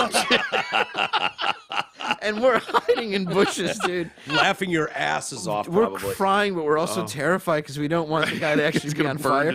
But his shoes on fire and his pants. So now he's undressing in the middle of the street, panicking, just screaming about how it's shit. There's other cars honking at him, even though he's trying to Get on the road, asshole. He's trying to do the right thing. Yeah, dude, it was spectacular. That must. I can't even imagine what a 5-pound paper bag of shit on fire smells like. It must reek up a whole neighborhood. Dude, it was disgusting. And I never carried it because I was always a germaphobe, but I still remember my buddy John just like air hugging it. Yeah, bag of shit. Big bag of shit. It was so funny. Wait, you could get out of carrying it by just claiming to be a germaphobe? I would think at that age, that might get you beat up. No, I wouldn't say I was a germaphobe, but I'd be like, not it. It's a great move. It's a very underrated move. Yeah. That was all I would do then, but I wouldn't touch shit. But I'd be like, oh, it's your dog, like you. Yeah. Because they had a bucket behind their house, and that's where we'd start, was the bucket. Yeah. And then we'd go and we'd sneak in our friend's driveway. Get some freshies. And then by the time we emptied, like, I'm sure there were people in the neighborhood that were like, I swore this was full of shit. And ding dong ditch. There were so many. Oh, we had a different name for it. Ring and run. No, there was a different name. The worst one, though, when we got into high school? Oh, yeah. Dude, I had the funniest fucking break was ever it knocking? Yeah, it was. Mm-hmm. I did Ron Bennington. There it is. Ron Bennington and I went great. fucking 20 minutes back and forth. Like, what did you call that? You just knock on doors and run, and it was like, yeah. What was that thing when you lit the cigarette and you got it all wet and you handed it back? I can't remember it. What was the name of that? There was a term for that. There was when you shared a joint. There was something. Bro, you lipped it. Yeah, what? Weird. Yeah. We did one where it was lighting a Roman candle, which were also called, it was lighting a bottle rocket. Yeah. Which I believe, I think there was a term for chasers. I don't remember it fully, but maybe you remember. But anyway, so but what we did was we would go to somebody's house, and they would have the mail slots that go into the house. Oh, yeah. So we would light it. Oh, no. And then it would shoot into the house, and you just hear like, and you just see all the lights. That's fantastic. Dude, how did you not blow up a house? I would swear to God, you hit the wrong curtain in a house. Dude, I'm telling you, man. It was the lead and back paint then, in the walls. right, the shag carpet and everything was flammable back then. Dude, leaf fires was one that we loved. Yeah. Because what we would do is because everybody would sweep them to the street. Yeah. And then it'd be all these dry leaves. Yeah. Oh, you were in one of those rich neighborhoods. Yeah. Well, because I lived in Grosse Pointe, but it was like I lived right on the cusp, right off of 8 and 94. So I lived as middle class God. Yeah. I either had friends that were really rich or really, really poor. Whether you went left or right. Yeah. So it was like I was right there, and right by the wall. So yes. Oh yeah, they did build that wall. Yeah, as if that was going to keep. Right. It was only like 6 feet. Just broad jump over that. Yeah, did they really put a wall up? Oh yeah, there's a wall across there. You don't put a wall up that you can dunk on. Dude, yeah, they put a wall up thinking like, oh yeah, they're not ever going to be able to get in here, and you're like, that's the most racist. And then they tried to make excuses for it, and it was right in front of my dad's bar, which it was on the Detroit side, and that used to be where we would go. Did he and run drink. it or just hang out at it? No, the name of it was called My Dad's Bar. It used to be called. No shit. Yeah, it used to be called something else because we would all drink there as kids. Yeah. You just walk over there when you're 16, 17, pony up at the bar, and they'd serve you. Yeah. Because there were no police on the east side to stop you. So that's what it. And then eventually it got raided a couple times, whatever. But yeah, they built a wall because if people don't know, at the time, it was the most violent neighborhood in Detroit, bordering, or in the country, bordering like one of the nicest neighborhoods. Yeah, like it was in Time magazine for like. It was like backyard to backyard. Yeah, Yeah. It's like, well, this is a lovely area, and then you look over and you're like, that's a flying V of pit bulls. Yeah. It's not so different from Franklin and Southfield. Oh, we would have Detroit cops, man. They would we would go and drink. We called it Angel Park. It wasn't, but you would go to the end of Alter. And right on the water there used to be a mental hospital that was ripped down. Now it's a park, but it was all mud and stuff. So we would all just go and we'd throw like keggers and everything. Yeah. So cops would come, Detroit cops usually, and they'd like fly in there, and you'd be like, oh fuck, you're hiding your drugs and everything. And cops would be like, all right guys, that was good. 30 seconds to hide a keg. That's impressive. And we're like, oh, sorry. They're like, so you're going to give us a beer and let us hit your joint? You're just going to stand there like assholes? And we'd be like, okay. And then I remember seriously, and that's Detroit cops. Detroit cops. Yeah. This is in the 90s where it's like, they just murdered people for the mayors. But but they get out and but in all seriousness, they were always nice because they got it. And I remember I asked this one guy to go. Finally dealt with a white kid. Yeah, they were like several white kids and stand down, guys. Let's have a drink. Dude, it's always a bunch of white kids, a couple black kids that we went to school with, and then 3 homeless guys who were fishing. That was the whole party. So like this guy pulls up, and I'll never forget that I'm talking to him, and I'm like, "Why aren't you like arresting us?" And the guy goes, "I went into a house today, and there was about 50 fetuses under a bed where they were running an abortion clinic illegally." And I go, "Oh, yeah." That's interesting. He goes, yeah, I don't give a shit that you're drinking beer. Yeah. He just turns around. Right? This is my night off. Yeah, he did not care at all. Yeah. But that's really what it was then you hear about those places like the funeral homes where like they're like in the middle of a funeral and like just like 15 babies came pouring out of the ceiling and shit, like because I guess you can have baby funerals on layaway. And like yeah, we'll get rid of it. Don't worry about it. No, it's fine. Yeah, we'll hang on to They it. got one casket. They just bury it and dig it back up. They just have one cooler. Styrofoam at that. Yeah, there's just that. Yeah, so they never cared. But yeah, I got pulled over once in Detroit. I don't even remember what I was doing, but I was going the wrong way on a one-way in downtown Detroit. I was probably 16, 17. We're probably trying to find weed or something. And a cop fucking hit the lights because we're going the wrong way. He did the same thing, came up behind us, and he got to the car, and he was like, gotta be fucking kidding me. He's like, what are you doing here? Yeah. And I was like, I got turned around. I think I'm going the wrong way. He's like, get the fuck out of here, man. Like, he had no interest in our buying a dime bag of weed. And it was just like, dude, are you trying to get fucking murdered tonight? Right. Do you know where you are? Turn around and get out of here. yeah, we used to go down to Bewick to get weed out of this house. And it was like the only house right by Connor City Airport. And it was a lone house in the middle of a field. And I remember we'd pull up, and I'd be in my buddy Keith's van. Smallest one out of everybody, too, at this time. And I'd be like, all right, who's going to go in? And it was, again, a not it. And I was like, ah. Yeah. So now I'm just like, dude, this is the middle of the hood. I'm like 15, just skipping up to this door. And I remember I like knock on the door, and one time the guy grabs me and pulls me in. And inside is just like, dude, there's coke, there's a fucking girl blowing a guy. Yeah. And I'm just like, I just want to get a 20 bag, please. And like all guns on me. And I'm like, and they just were like looking at me. They pull guns on you? Oh, they had them all out. Yeah. I've had guns pulled on me, but never by a weed dealer. Well, once on Weyburn. But I have by coke dealers many times, though. Yeah. Just because they want to show you that they have a gun and they like pointing them at people. Yeah, sure. So I'm like looking around this room of just like everything illegal was going on in front of me. Yeah. And I'm like, yeah, just a 20 sack. And the guy's like, we'll stuff it good for it. And he did. He gave me a nice 20 bag. Really? Yeah, and I walked back to the car and I left and we kept going. But then our school actually somehow, the Detroit police sent pictures of like my friend Dan and my friend Mike all going up to the house. And we're like, you need to tell them to stop going into this neighborhood. It's extraordinarily dangerous. Holy shit. Wow. So yeah, like because they were seeing that we were going from north all the way down to Bewick and then up to this house. Yeah.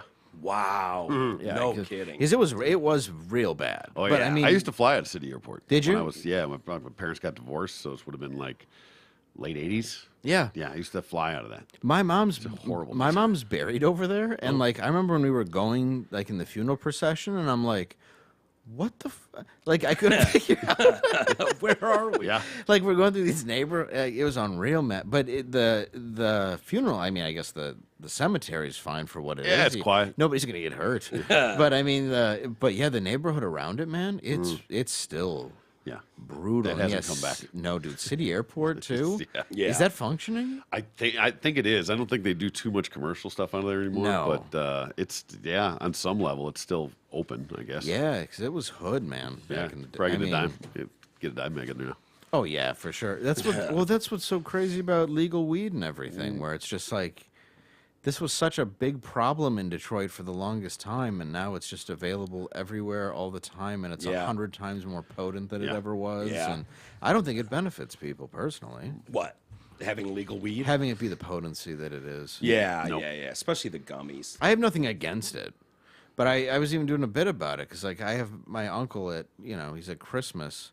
And it's like, dude, you used to rat me out, and he's sitting there high as hell, just like, I ate a gummy the other day, right? I walked down to my mailbox, freezing cold. I'm just standing there for like 45 minutes. He's 80 years old. I'm like, fuck you. You drove here. I know how high you are. Dude, I read a story today. Jerry Garcia's family, they've got a weed. Yeah, a brand. Garcia something. It's Yeah. sold here in Michigan, actually. But they're moving out of California because the taxes are so high. But I found it funny as shit. Is it Haight-Ashbury? Is it still there? Probably Yeah. somewhere in there. But, Yeah. but that's where he's born and raised and all that. So Yeah. the family has this under his name, weed company or whatever. And Mountain Girl.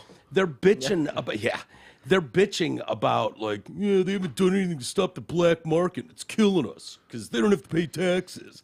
I'm like, see, you're turning into fucking narcs on the black market. yeah, it's like- Unbelievable. What's going on here? Where do you think Jerry bought it? Yeah, right?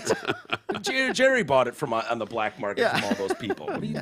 Honestly, I liked the business more when it was the black market. Yeah, it was something dangerous You and had fun. to about more it. respectable. Yeah, you had to earn you it, had to- exactly. Yeah, you went out there, you got it. You took a chance. Yeah. Dude, I wouldn't even know in my privileged fucking middle class upbringing, I wouldn't have known how some people lived if I didn't have to No. wander into some fucking really shitty neighborhoods and really shitty houses and see the scene you described. Well, one of the wow. One of the benefits of being from where I was from is a lot of people use relatives' addresses to go to a nicer school. Yeah. So then you'd go and Yeah. have dinner at their houses, and I could seriously go to Lakeshore Drive in Michigan, and be at one of the most gorgeous houses you could ever see, looking at a lake, multi-million dollars. Yeah. And then 2 days later, I'm having dinner with a family, on 7 Mile and Connor, whatever, in a house. And I know for a fact that the trade in the house is weed because I buy it from the inn. Yeah. But you know what?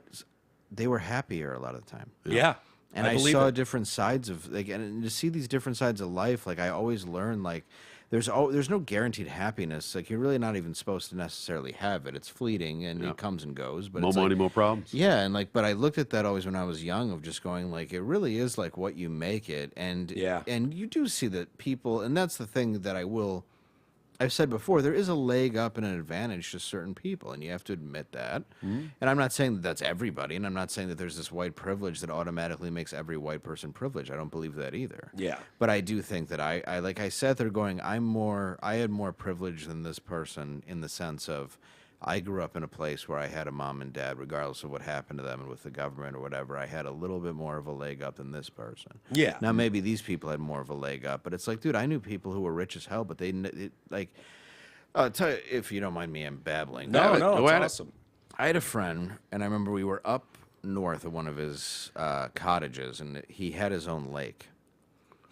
What do you mean his own lake? His own property that his own lake was on, like a private lake. Wow. And we had flipped a four-wheeler, and they helicoptered in a new four-wheeler. Oh, jeez. What? Yeah. And I was like, dude, this is awesome. Yeah. I'm like, your dad helicopters in a new Ford. That's awesome. And he goes, yeah, my dad's never hugged me. Right. And like, I will never forget that because it was like, he Wow. didn't give a shit about any of that. Yeah. He was like, yeah, he gives me anything I want except the one thing I want. Right. That's crazy. And that's not, that's not all of it. Like my friend Brian, his dad, great family man, and he grew up on Lakeshore, and there's a lot of people that I know, it's not always across the board. Right. But I just learned like. True with anything. But it's good to see all sides of life when you're young, I think. And I think, as weird as that sounds, weed was something that brought people together from different cultures and spaces. And now it doesn't because it's like, hi, I'm your bud tender, Chad. Yeah. And you're like, what the Yeah.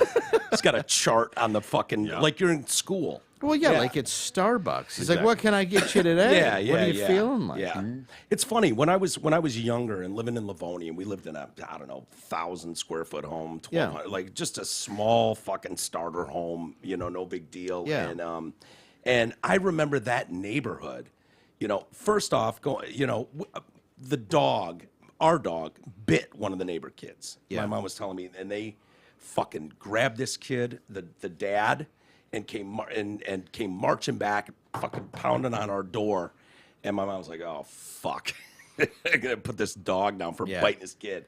And my mom answers the door, and he goes, "What do you have to say?" And he says, "I'm sorry, Mrs. Walters, for messing with the dog and making it bite me." It was like the kid was fucking in trouble for that. But Well, that's one thing if he's out there kicking the dog. well, I think he was pulling on the dog's tail, but he's fucking 8 years old. You know what I mean? Kids do dumb shit. But that neighborhood, I remember how all the families looked out for the kids. They were all in the same boat. They all made middle-class livings in the fucking 80s in Livonia, Michigan. None of them had extreme wealth at all. Yeah. They all but they were all happy. It was kind of a Leave It to Beaver-esque almost neighborhood. Yeah. All the kids played. The parents hung out and knew each other. It was a community, When I moved in here, Yes. and this is changing, but when I first moved in here, I've been here like 11 years now in this particular house. I went 7 years before I fucking met a neighbor. Like, you could walk to the mailbox and the neighbor could walk to their mailbox. They would about face if they saw you. Like, you wouldn't even get a wave or a good morning. It was the weirdest thing. It was like, here's people with a lot. The people around here have a lot, certainly a lot more than me. And it was like, they seem miserable. Yeah. Now, that's changed in the last couple of years. When you say T, a lot of people have moved. Yeah, we've and got other some new people blood in moved here. I like it. Young families, and they seem a lot more friendly and outgoing. But yeah, it was weird. It was a stark difference between here you think these people have everything that you'd want, and they've got the fancy cars and all the shit and toys, and they seem like miserable There's individuals. cunts in every tax bracket. Yes, Well, it's it is that owned by your possessions thing, from Fight Club, where it's like, what are you going for? You're going for this idea where no one cares what car you drive. Yeah. Nobody cares about any of that stuff. They like you and who you are. Yeah. And anybody who looks at you like that and wants to like put you at a value, it makes no sense. Like, we fight for what? We work so hard for what? Like, we're all gonna die. Yep. Yeah. And we're so worried about optics and what everybody else thinks and like how much we have and how much we can collect. It's like, that's what's so crazy. I mean, and it even, even to come full circle, it even goes back to the being offended and being a comic and doing what we were talking about. It's like, you're saying that you hate this person because it's acceptable, so you can be liked by other people. That's the only reason why you're doing it. Yeah. It's not because you're actually offended.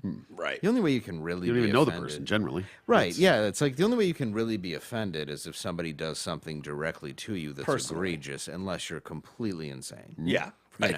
Right. Right. Like, but that's it. That's the only way you can really be bothered by somebody. Are you really upset because I fucking dead named someone?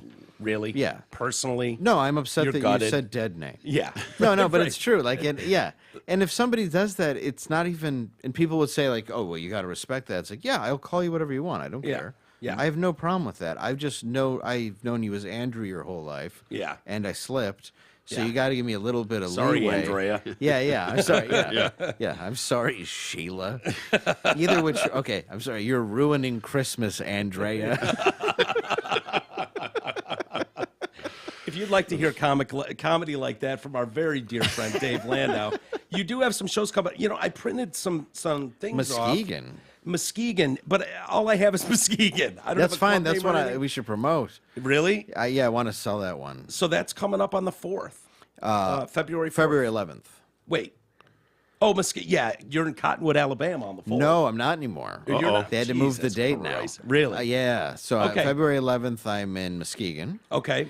And then... Is that the one you're at like a theater? Yes. Yeah, nice. Yeah, it's like for a Ferenthal Center. Shit, I don't have the name of it or the phone number. Or where can people go? They can just go to davelandau.com. Yeah, it's to like get tickets. Ferenthal Center. I don't know why they gave it such a difficult name to pronounce. That's all right. It's named after Bob Ferenthal. Hey, when you own it, you get to name it. Yeah, exactly. It's got to be nice playing theaters. I love it. I've had a very good year with the tour that we did. Yeah, that's awesome. I can't complain. The tour you and Crowder were doing? Yeah. I mean, we really played Frauenthal venues. Center of the Performing Arts. Yes. Very nice. Look at you. You actually pronounced it well. Maybe.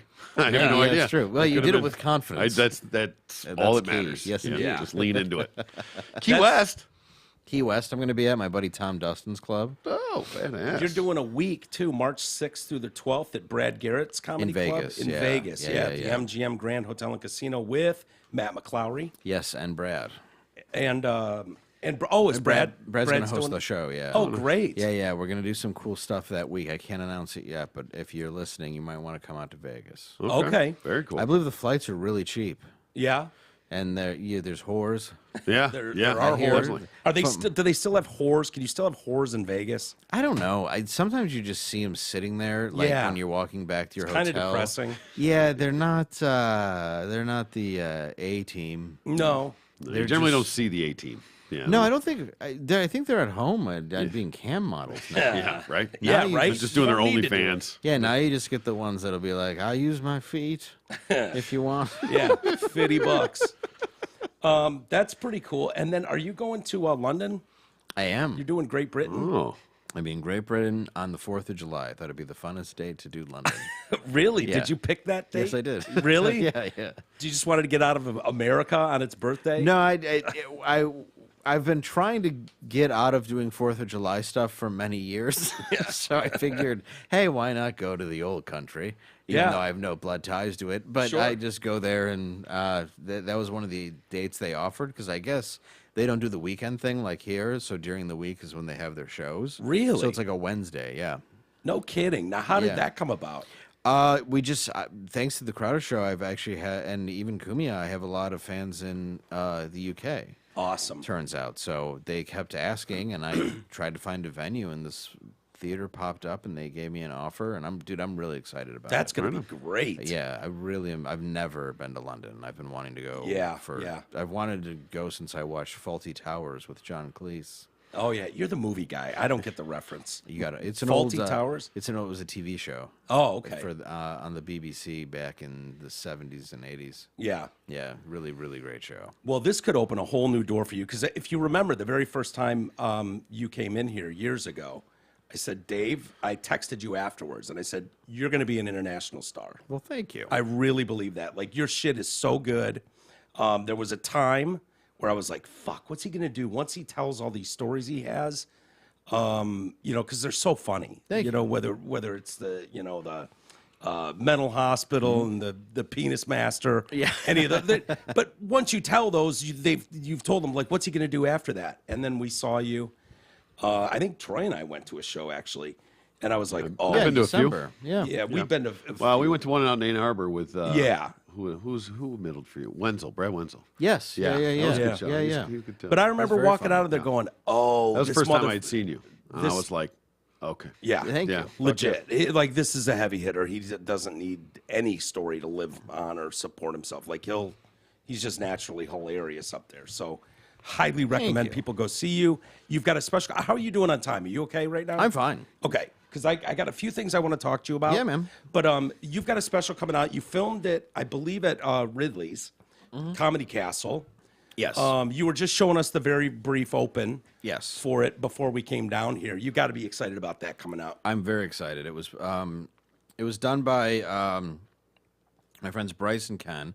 Bryce directed, which you're probably going to ask about Normal World, I assume. So Yeah, oh yeah. It was him, and I filmed it. I filmed a special last year in Dallas. What happened to that one? It didn't pan out. That happens.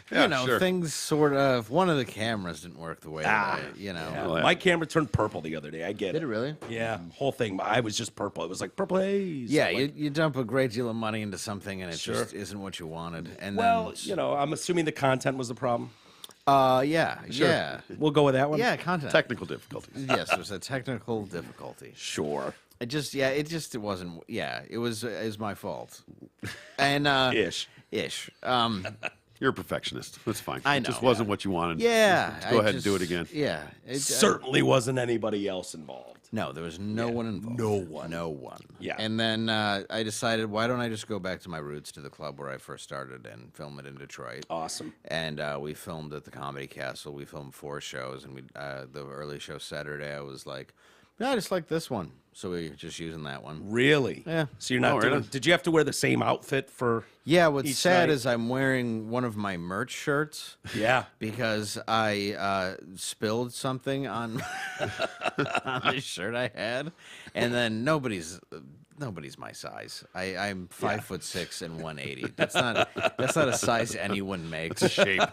Yeah, it's nobody. It's like a husky boy's medium, but then you got to get sleeves that are longer. Sure.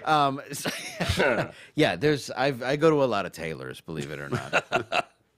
And so the only thing that was fitting was one of those, and I'm like, well, it's comfy, who cares, whatever. Yeah. And I went out in that, and it was a blast because I felt free again in a way where I just felt like this is where I started. I can say what I want. Right. Yeah. And I was able to talk about things and do a lot of the jokes that I just really wanted to put out there. It's dark, but so funny too.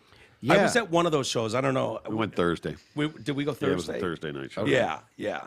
And it's so good. Thank you. It's so good to see a comic just doing what you do, man. It's just When's it coming you're out? So talented, yeah. Probably within the next few weeks. Soon, yeah, because I just saw the finished copy, and I'm really, really happy with it. My friend Ken edited it, and it's just, dude, he did a great job. And Awesome. Yeah. I'm just really happy with how. I mean, I'll never be fully happy, but 2 of the 3 camera angles, I feel like I don't look like a fat piece of shit, so that's fine. Don't you hate Good that? place to start. Yeah, I can't. Yeah. Look at, I hate looking at me. So do I. Not looking at you, but No, I looking get at it. me. Yeah, I hate it's awful. looking at me. Yeah. No, I glance up at the camera and it's like, oh, No, I've looked over and Fuck, I dude. see me, and I'm like, ugh. See, that's you me look looking great. at me. Yeah, that's That's me me looking at looking you, at looking me. at you. I worked out today for an hour. Did you really? Yeah, and Good then for I you. was like, yeah, all right, I'm doing it again. Because I do work out. Is this and a then new I'm- year, new you kind of thing? Or No, like I do work out. I just do it like 2-3 times a week. But then today I went a little extra hard, and I was like, yeah, you gotta step it up. You're 40. You know? Yeah. And then right after I was like, oh, Oreos, and I ate 2, and then I was like, this is good. I ate 2 more. And then a sleeve was just gone, and I'm like, why can't you just be normal?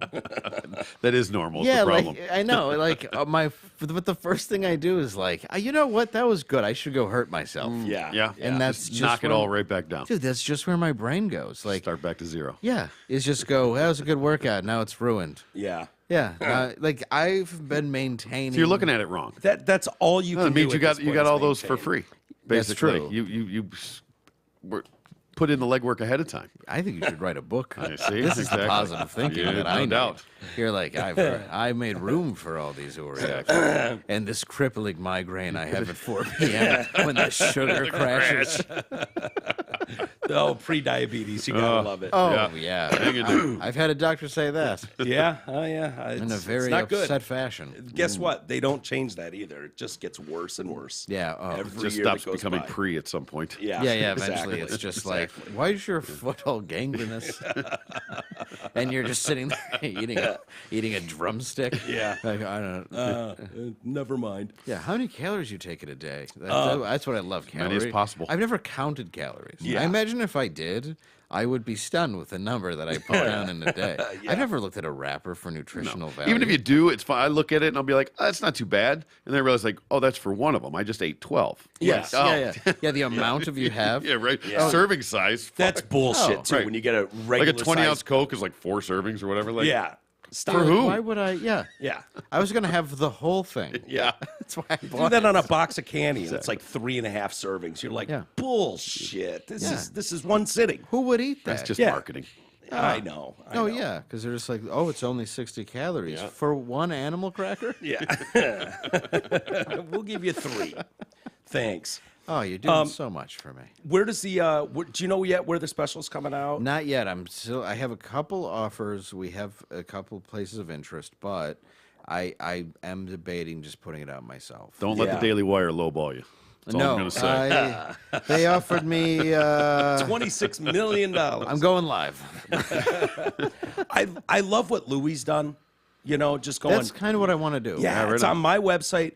Everything I do is available here, and it's $5 or That's $10. what I want to do is just charge $5-10 because, like, look, I had to pay for it. Yeah, of course. And it just comes down to supporting an artist, and that's what I like about Louis too. Is it's like he got screwed over and came back, and boy, I just love watching that. I got to be honest. Oh, yeah. Like, 'cause he directed my buddy Bobby Kelly's special. Oh, yeah. And then he put out this one, and it's just amazing to be like, I'm just playing the garden because I can. Yeah. Right. Like, just to show you how crazy. Well, and I remember him when he was like just getting back into it, and people like protesting at the Comedy Cellar and stuff like that, and upset about it. And when you hear the story, it's like, well, there's a power, dichotomy between the two. And it's like, no, he was an unknown comic and a writer on a TV show. Right. Yeah. And you have people like Janine Garofalo and other people and Sarah Silverman that are like, yeah, that's what Louis does. He asks permission. It's fine. Yeah. It's like super hilarious. liberal and feminist people going, no, that's just Louis. They knew what was going on. Yeah. So they all had a great laugh about it. Right. By the way. No, That was those right in that chicks that came out, and because that really kind of destroyed him for a couple years. Dude, he was as big as you could get. He had a show that he controlled. He edited on his laptop. Yeah. He was doing movies, and then he was playing anywhere he wanted and getting special after special on the largest streaming platforms. Yeah. And then done. Over a story that I had heard 15 years prior. Right. That's what's crazy about half these people. Oh, yeah. Like you see, like, I don't know Chris D'Elia. Yeah. But I see his road manager go on different podcasts, and he's saying, like, yeah, I didn't know about it, and I just can't believe it happened. It's like, you were his road manager. Yeah. Right. You were a pussy wrangler. Yeah. How many people did you have sex with because you of were her- Chris D'Elia's road manager? Right. Stop pretend. This is my biggest problem with everything is the fact that people act like they're not flawed and that they're morally decent when it's like, I know what you do for a living. You're a road manager. You're not morally decent. Yeah. I guarantee you if he was doing something foul, you brought her there. Right.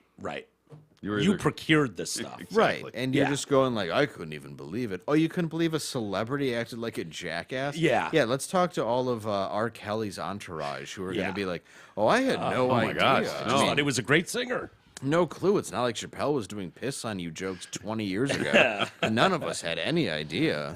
Yeah. It's so obnoxious and so ridiculous. I don't know Chris D'Elia personally. No. I know people that know him, that have opened for him, that have run in circles with him. Yes. And seems like he was a spoiled fucking star. That's what on it some seems like, level. too. And how far that went. I mean, it does go both ways. No offense, but No, I don't when know you're the slipping guy. into his DMs and you're, I don't know how old they were. I don't know enough about the story. But I honestly, know that if he's not talking to you after that, that's all I know, is if that's the true thing, where he's not speaking to you after that happens, and knowing your age, then what's the problem? Like, there was the one that I had a problem with, and I'll say, I was watching a video, and he said he called down to the front desk to get his air conditioning fixed. And the front desk girl came up to do it, and I was like, okay, I've stayed in many hotels. Never once, especially in a 5-star hotel, has a front desk girl come up to the room to fix anything. It's the fat, stinky maintenance guy. Yes, I've had a maintenance guy come up. I had a maintenance guy come up. How about this in an earlier podcast in Alabama, where this is when I was featuring on the road like 20 years ago, 15 years ago. I turned on the air and fireflies came out. And I called down and I go, yeah, there's fireflies in the air conditioning. And the lady goes, yeah, it's that season. And I go, right, but I'd like a room without fireflies. She goes, well, that's probably not going to happen. It's the season. Yeah, and I go, but I'm going to need to try. And she's like, all right, fine. I guess I'll give you a new room. So I go, and I get a new room. I turn on the air. Nothing happens. I lay down. Now all of a sudden, the room is just a planetarium of fireflies. So I call down and I go, yeah, I'm gonna need another room. I don't know what's going on here, but this is just kind of gross. I don't want to sleep in a room full of insects. Yeah. And she goes, I guess I can send up an exterminator. And I was like, okay. Knock on the door. It's just the janitor. With a can of Raid. Yeah, no joke. No, even worse. He walks in and he goes, you got the fireflies? And I go, yeah. He takes off one boot, stands on my bed with his other boot on, and starts crushing the fireflies, just smearing stuff all over the room. Like an art, they're just glowing. Yeah, dude, and he puts his boot on and he goes, all good, Your Highness? And I go, I go, yeah, we're all set. And he goes, great. He walks out. All good, Your Highness. Yeah, and I just put, because I had no money then, I just put like tissues in my ears. Yeah, don't crawl into my brain.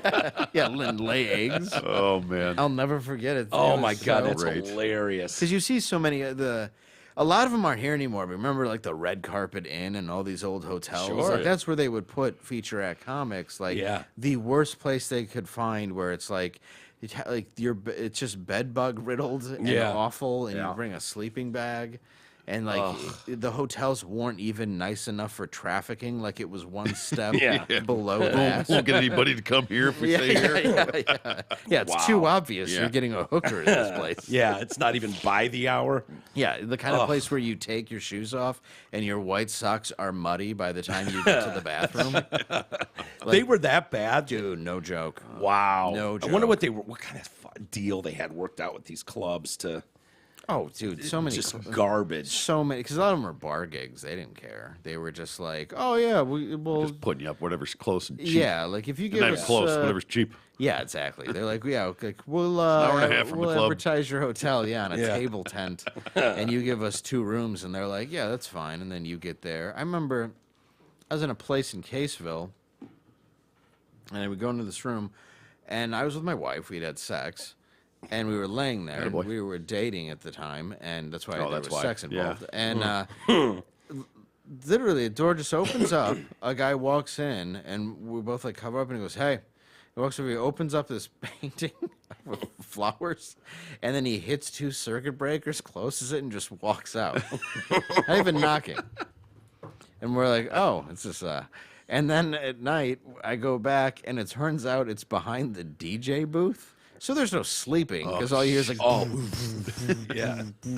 yeah, like there's the lack of respect you get in entertainment, leading up to any moment you break. That's why it's funny for anybody to have any opinion about like where you land or what you do to make a living or anything, because it's like the road there is the shittiest thing you have to endure, which is what weeds out, a lot of people, yeah, you really want it. Yeah. Your special or the not your special, Normal World, which is a sketch show that you've got, I guess, right? Sketch show on that you put out on YouTube. Dude, I got to tell you, it's hilarious. Thank you. Fantastic. Thank you. It's so like I don't even know, like Chappelle show. You think of that, like how good that was. Not comparing you to Chappelle's show, but I'll take it. Yeah, it's real. Like there is so much garbage on TV. What constitutes a sitcom or anything. It's just such garbage. It's like this is the world. This is what people like, and you can see it in the comments. I don't know if people haven't checked it out. Just search Normal World on YouTube with Dave Landau. It's so good. Where did you come up with the idea for that? Me and Angela Boggs and Bryce. She's great, by the way. Isn't she great? She's so good. Yeah, she just had a baby, and she's so talented. She used to do a lot of wardrobe for us and everything. And we wanted to create a sketch show that was our own. Because I was doing so many sketches on the show, I was doing them all, and then we got away from that. Yeah. And all I've wanted to do. You talking about with Crowder? Yeah. Yeah. Because Angela had left, Bryce had left, and my buddy Ken had left. And I kind of so they all worked on that show? Yeah. Okay. But we had all I kind of went there for sketch, and I was getting away from sketches and not getting in. And that's really what I wanted to do. Like, I started Second City. So I had written a lot of sketches that I knew weren't necessarily right for the show, but they were mocking what was going on now. So my friend Matt McClowry and I, we wrote a few sketches that were just involving, like, the dystopian sort of nightmare that we live in now. Yeah. Not really the future, but it's like, what if we lived in the present, but it was just slightly more left than it is now. Yeah. Which is really what it is. So you have like the Victims Anonymous meeting, you have the commercials, you have the Pal.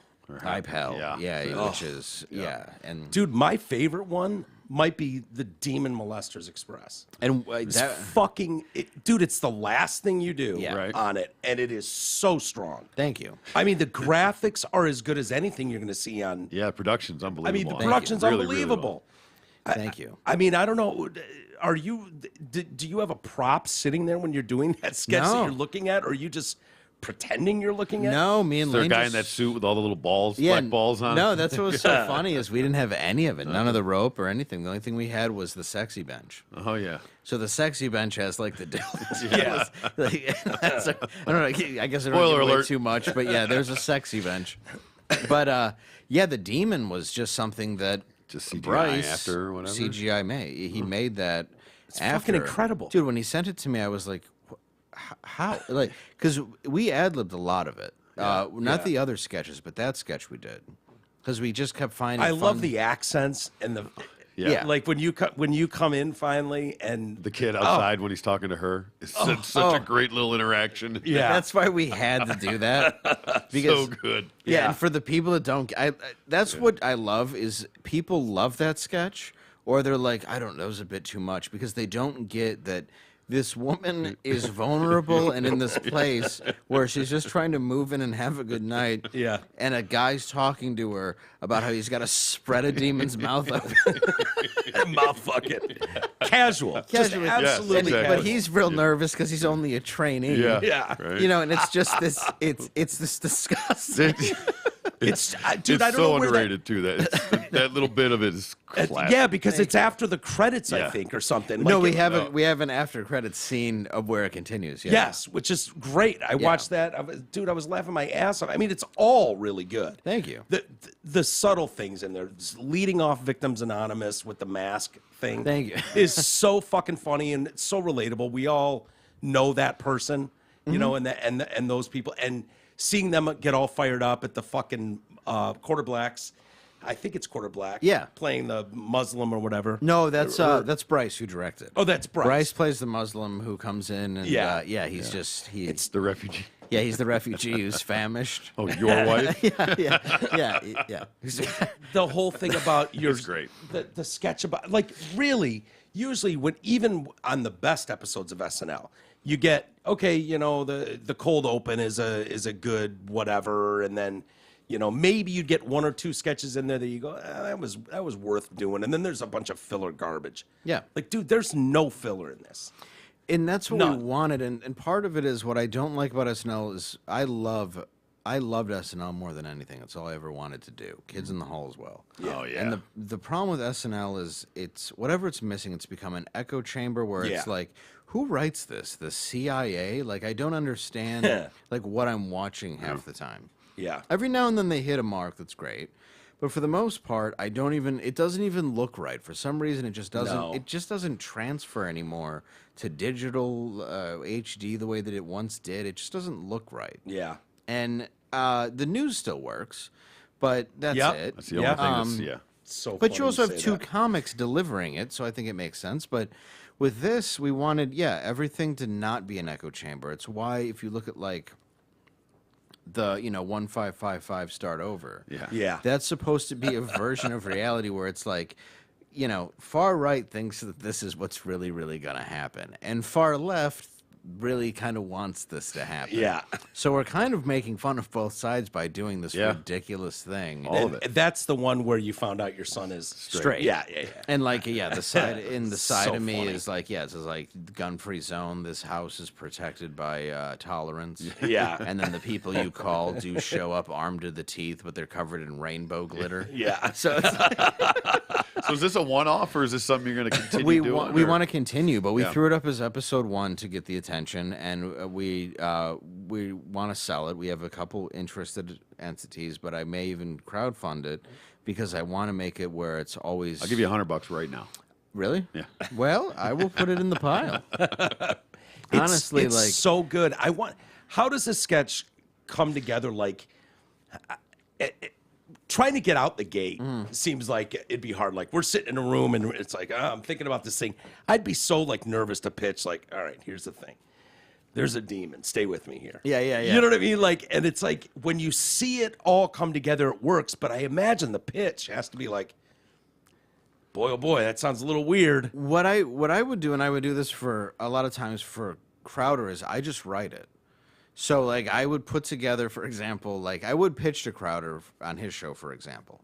But then when I wanted to make something like Candy Ass, or I made this commercial called Opioids, if you watch it, that was one that we all did as a group where I'm addicted to opioids, where it's done like a pharmaceutical commercial, though, where it's like, like my kids now have problems keeping up with me because of my back pain. And then I'm like, boy, I always was in bad pain until I was able to find opioids. And then the commercial just gets darker, and like the one woman realizes that I'm the guy in the parking lot that got in the car accident with her. And then like by the end, it's just me going, sometimes when the pain stops, I have to find new ways of getting the medication. And I have to do things that are against God. And then I knock on a door, and it's just 2 guys in tuxedos in different animal masks, and they just drag me into this hotel, and like they're just throwing money on me while I have a gag ball in, and I'm like crying, dragging across the floor while I just read side effects. Yeah. So like that, and like Candy Ass was one. Yeah. I did, where it was Brian Stelter who appears in the mirror and will do sexual things to men because he's heterosexual news anchor Brian Stelter. Right, dude, it's the funniest shit. Thank Brian you. Stelter stuff. So good. Yeah. So that, I did that, and then, Crowder voiced it once he saw it. So it's like sometimes it's hard to pitch it because it's like I have a vision. Yeah. And Bryce and Angela always got that vision. Even down to when I did Dava Thunberg. You have to. Yeah. Dava Thunberg. Did you ever see that? No. You can look it up. It's Dava Thunberg, where it's just, they were like, we got to do a Greta How Thunberg dare thing. you. And it's me as Greta Thunberg just going, lightning in the Thunberg, lightning. And then I go to take off my shirt. If you can find Dava Thunberg, it's just one of those weird, funny. Teal looked that up. Do you, by the way, do you do, is this it? I'm a professional.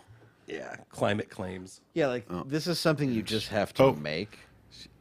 And then hold on, it's not up there yet. All right. All right, hold on. I'm trying to get the back out of there. Somehow I did a wacky thing. There we go. All right. The world is dying unless I can save it.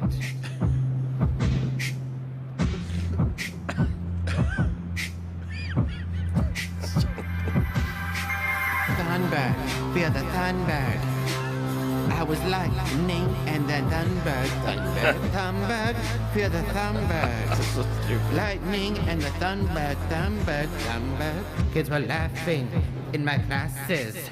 While polar bears were dying by the masses. Look at you, who do you think you are? Driving that big shiny car. Do you want me? Are you thirsty? Do you want to see what's in me? Okay. Why did you stop that before the sexy part? Well, you know what? I know you're 18 now, but I can't see anymore. I'm You blind. still can't put a So like, price. it's hard to like ever. It's like, look, I'm just gonna be Greta Thunberg's sister Dava and strip, and you're gonna be upset. Yeah. So like with that, So it's what like, is in your head when you're thinking of that? Is it just like a throwaway, like this could be a funny Kinda like with because obviously they produced it. And, yeah. you know. Well, it was Bryce the director, yeah. And then when we left, it was sort of the same deal where I said we need a room. We rented a room where you would have an AA meeting and a meeting, or I should say, a 12-step meeting that I may have once attended. Sure. So that's what I and still do. But I may. So that's kind of what I based the whole thing around, was the fact that these people all think they're victims, and for complete horseshit reasons. Yeah. And then Hilarious. the leader is a guy who's just completely effeminate and uses, dumb catchphrases like, it's okay To not be okay. Very soft-spoken to not trigger anybody. Dude, when I saw the fucking blackboard with all the words you can't say, Rules and and words. you've said all of them. You're getting on this Muslim guy who's trying to talk about how his kids and wife have been murdered, and it's like, your wife, you don't own your wife, like, just fucking awesome. But that blackboard of, like, words you can't use, words you shouldn't use, words you should never use. I would have given anything to be on that committee coming up with phrases and words, Dude, man. it was so much fun. It would be so those like that's like when you think of like writing comedy like that, whether it was the Drew and Mike show and doing Cliff Notes theater and that kind of stuff, kicking around those rooms are even more fun than the finished product. It's a blast. It's a fucking, you don't even know. Like, there's nothing better than making other people laugh in the room with you when you come up with something.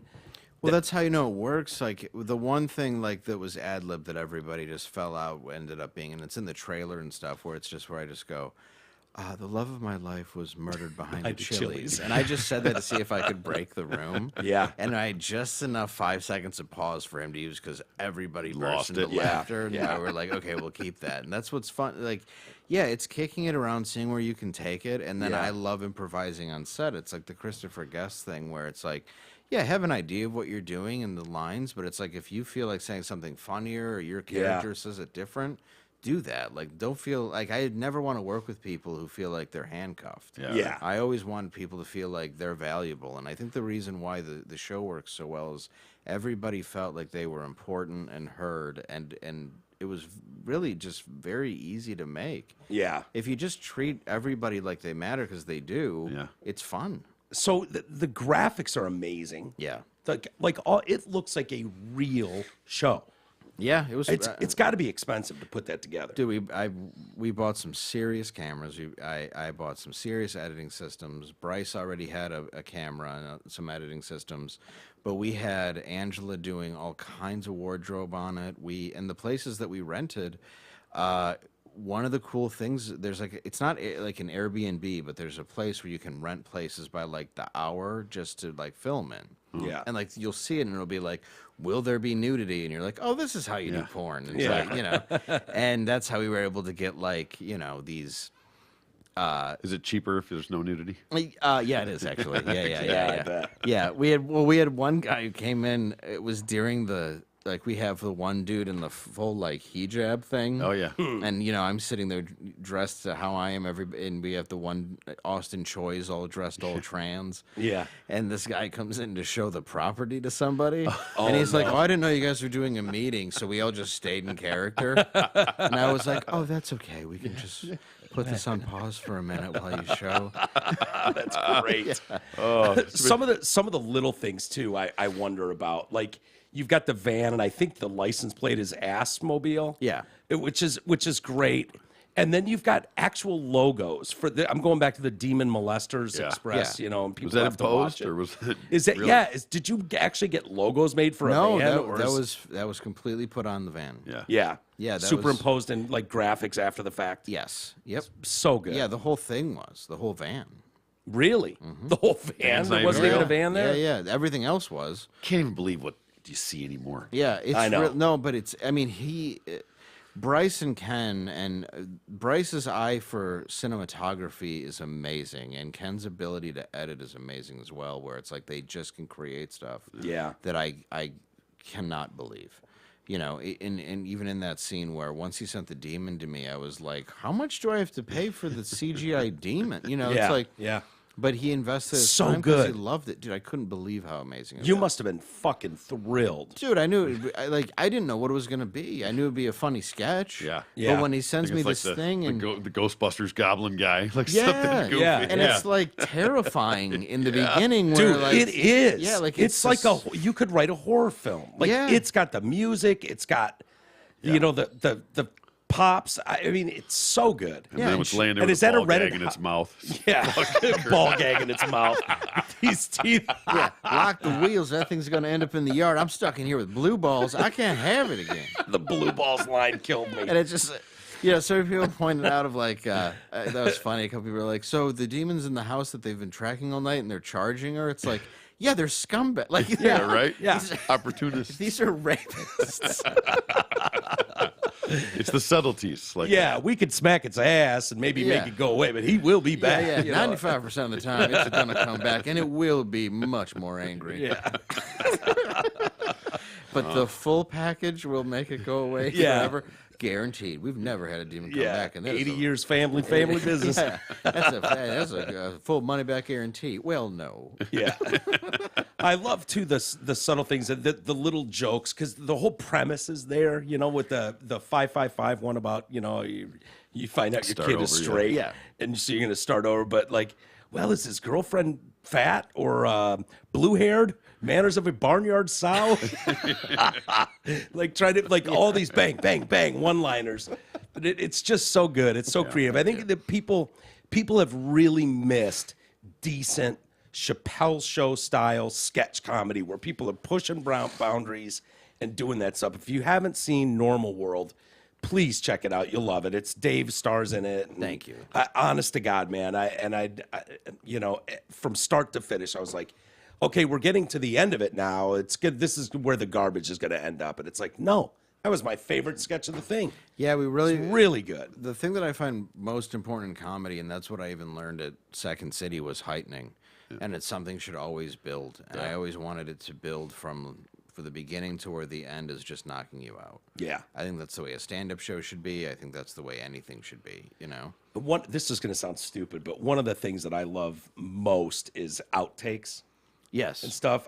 You got to have a shitload of. I'm sure we do. Yeah. Because there's a lot of scenes where, we just break. Lose it. Yeah, where, there's a few. Yeah. Especially in Demon Molesters. Yeah. And Garrett and I on the front porch talking about Dude. how my son is straight. Yeah. Because first I'm trying to figure out the character, and I figured just cry the whole time. Yeah. You know, but he's just trying to comfort me, just Yeah. I think it took him 4 takes to be like, you should just kill him then. Yeah. Until I couldn't control. Yeah. Yeah. Because it was just such a Yeah, funny. when you find what finally broke him was when you said Yeah. that his girlfriend It's is like beautiful. hot. Yeah. She's the Right. captain of the cheerleading Very squad. He's polite. like, you're gonna just have to kill him. And very polite. I go, and she's polite, and he's like, you should just. You just gotta kill him. Yeah, my favorite thing I think in the whole thing for me, I don't know why, and I have to credit it to Angela because it was her idea, was when they come in with the guns pointed at the straight kid, Yeah. he just has a shirt that says "I love sports." Yeah. Now, did she find that shirt or something? She made it. She made it. Yeah. I love sports. Yeah, where it was just like because he's reading a Golf Digest. But it was just like that little "I love sports" thing that just is like, while this rainbow coalition. Yeah. What was their catchphrase? 155 start over. Oh man. What was it? It's a great catchphrase. I know, and I wrote it, and I can't. Oh, remember really? what yeah, I did. Yeah. Yeah, it's very good. Fuck. what was Because they're this? like, It's- thanks, 155 start over, and it's like, you're welcome, white devil trash. Yeah. And then it's like- All the gays work. All in a gay's work. and the reason why he Yeah. used him saying that twice is because he had to say it like 4 times without laughing, and he just liked 2 takes, so he goes, yeah, why not just leave it in twice? Really? Yeah. Oh, that's great. Yeah. That's great. All That in a was- gay's work. Yeah, 155 start over. Yeah, because it was like, get yourself a new kid that you can turn gay, straight, or trans. Yeah. are gay, trans, or anything but straight. Yeah. And it's like it's fun because I think Non-binary. non-binary. You get to do it, and you're like, Z's beautiful. Z's beautiful. It's a fucking a terrible doll too. yeah. It's a obviously little. not a It's a baby. black cabbage patch.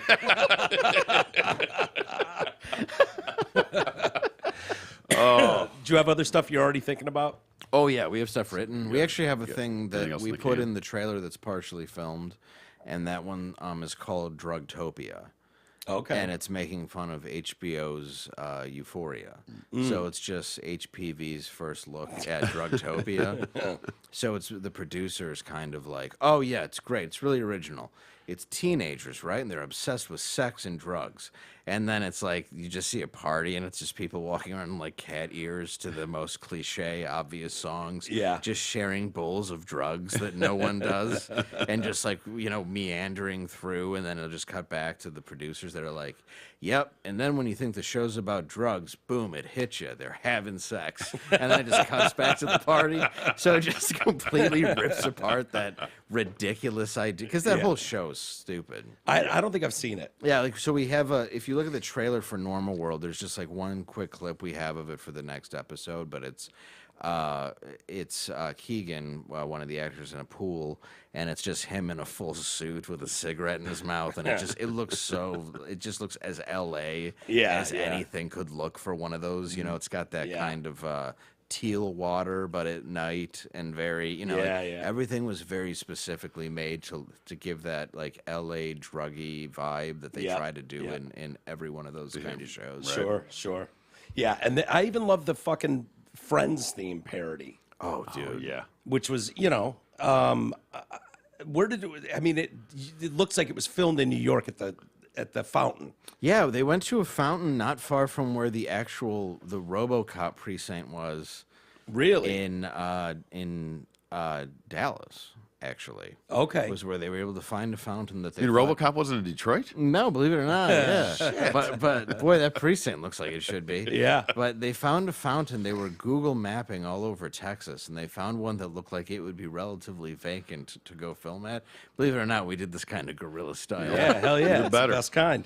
Yeah, and then they best went kind. and they filmed it, and I bought a bunch of pen syringes that looked real, and they came back and they put it together, and like I knew what it was gonna be, but I didn't know how it was gonna look. And dude, I was blown away because Keegan did the music, you listen to the song, Right. You're watching everybody just like slowly just like collapsing.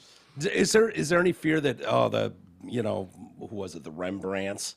Yeah. They're gonna come after you for copyright or No, it's protected under parody, and the music's Okay. changed just enough. Yeah. Yeah, there's like parody laws that that you can always go to help defend against that. I thought there were news laws too that would let us get away with playing little clips, but apparently not. They still fucking ban Really? us. Yeah. No, there's They'll still. I was yank wondering if we were going to get- get yanked for playing that long of the clip Yeah. from Crowder. Right. They're going to come after. Oh yeah, yeah, that's Yeah. I mean, they do, ironic, though, man. but We get tagged all the time for shit like that. Really? It's like, where it's like, really? We're doing this news story, we can't play the fucking... Yeah, it's ridiculous. They've got to come up with something. Obviously, podcasts aren't going to be paying, well, yeah, and we all Ass pay Cam for. and BMG, Well, and fees, that, but- yeah, well, and that thing we're not actually profiting off of. Where it's like we just put it out to have the first one, and eventually with everything else, we probably wouldn't have that. But the song's changed enough to where it's like the fountain is why you really know it's Friends. Yeah. And it's or at least play my favorite TV show is all she says. And then Pal decides what her favorite TV show should be, but it's the new, better version. Pal is great, too. So did you just voice that? And Yes. then they do a computerized... Yeah, Pal was all computerized, but I voiced it while I was in the room. So, we were filming it. We rented this upstairs space that was very kind of dark, and it looked just like a good, nice kitchen, suburban kitchen. Yeah. But it was actually the upstairs of this apartment building that just really didn't have a lot of light, and that's what we wanted. So when it came to the green setting, it was still very bleak. Yeah. And that's what we did. And then I did my lines while she did hers, and I did mine as a robot that we recorded separately. Yep. And then, we just played off of each other, and we ended up using the lines that I used that day, and then just added the the iPal Yeah. talking Face. and like Yeah. the eyes following her. Yeah.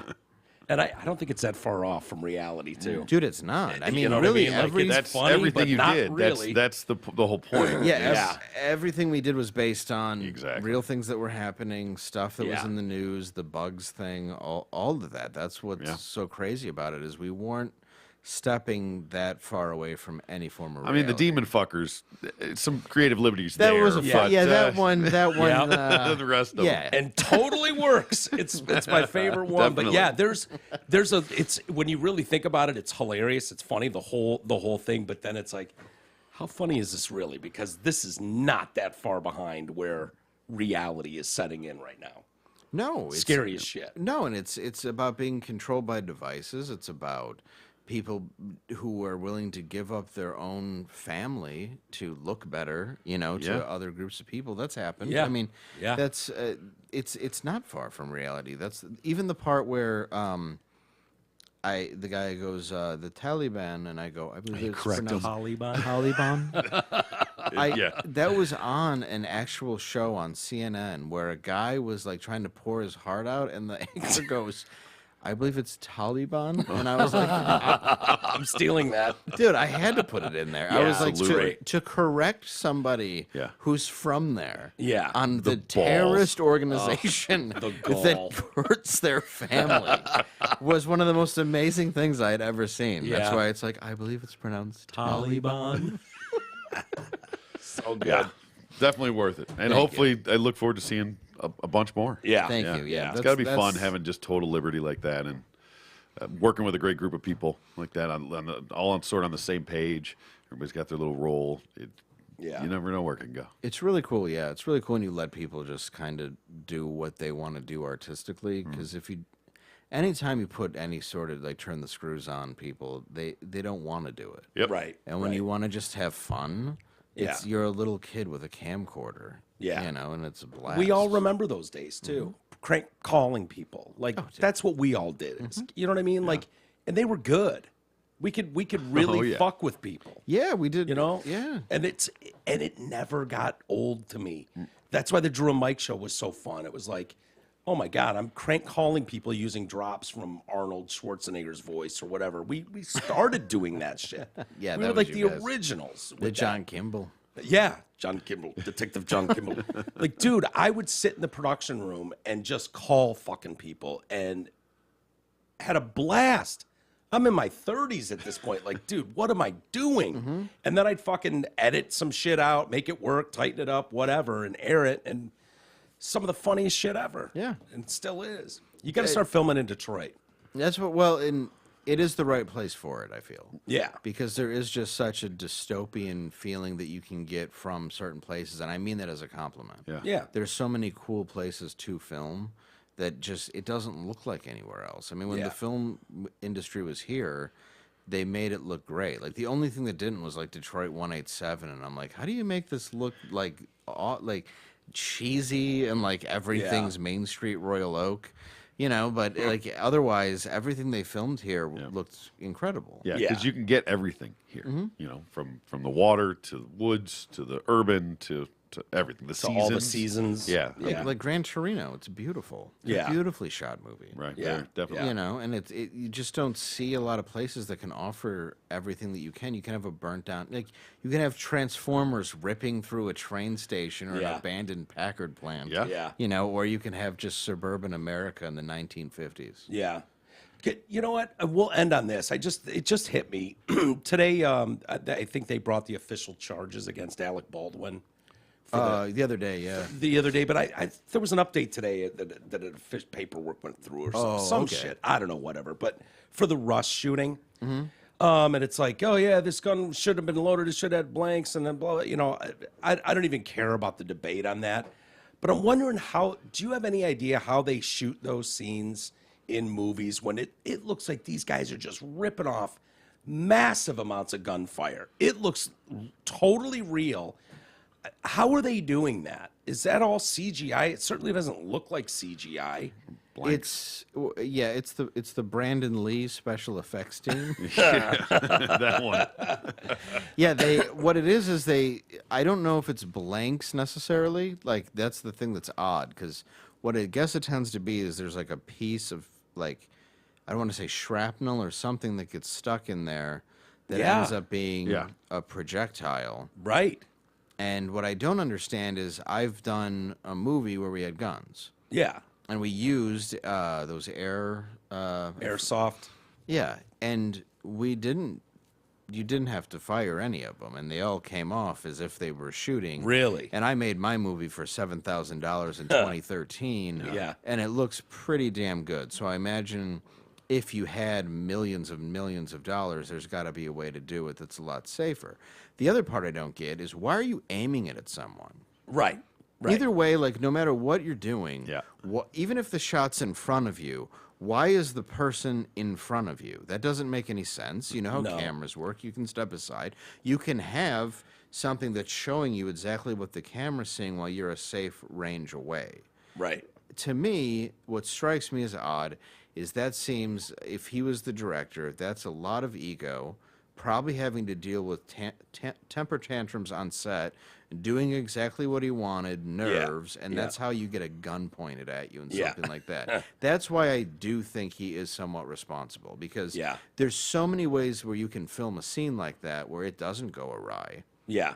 You know, there's Well, it sounds like that whole set was a mess. The more you read about it, the more people that give comment or have done their depositions, I guess they would be, they're saying, like, there were blanks mixed with live rounds and all kinds of stuff. It sounds like it was just a sloppy set. And that doesn't make sense. You shouldn't have live rounds. If there's no need to have live rounds, you shouldn't have them. They're out shooting cans when they were on break. Yeah, shit, yeah. You know, like Sounds out just like they're having a firing them smoke off, break shooting and- shit, fucking around. Okay, take the real ones out, put the fake ones back in. Yeah, and that's how. I mean, it's inexcusable. Yeah, it is. There's no reason that should happen. Yeah. There's no, and anybody with gun safety, you know, in L.A. or wherever they were. Yeah, I don't remember. They were in New Mexico. New Mexico, yeah. But anybody with any gun safety skills should know that's not what should be on a set. Insurance companies don't want that on a set. No. You know, Danny Trejo is. I don't know if you've ever read his book. It's great. I haven't read his book, but I love him. Ago. He's great. Oh, dude, it's so good. And it came out a year ago, and he was talking about on set when you deal with actors, and they were in the prison for Blood In, Blood Out.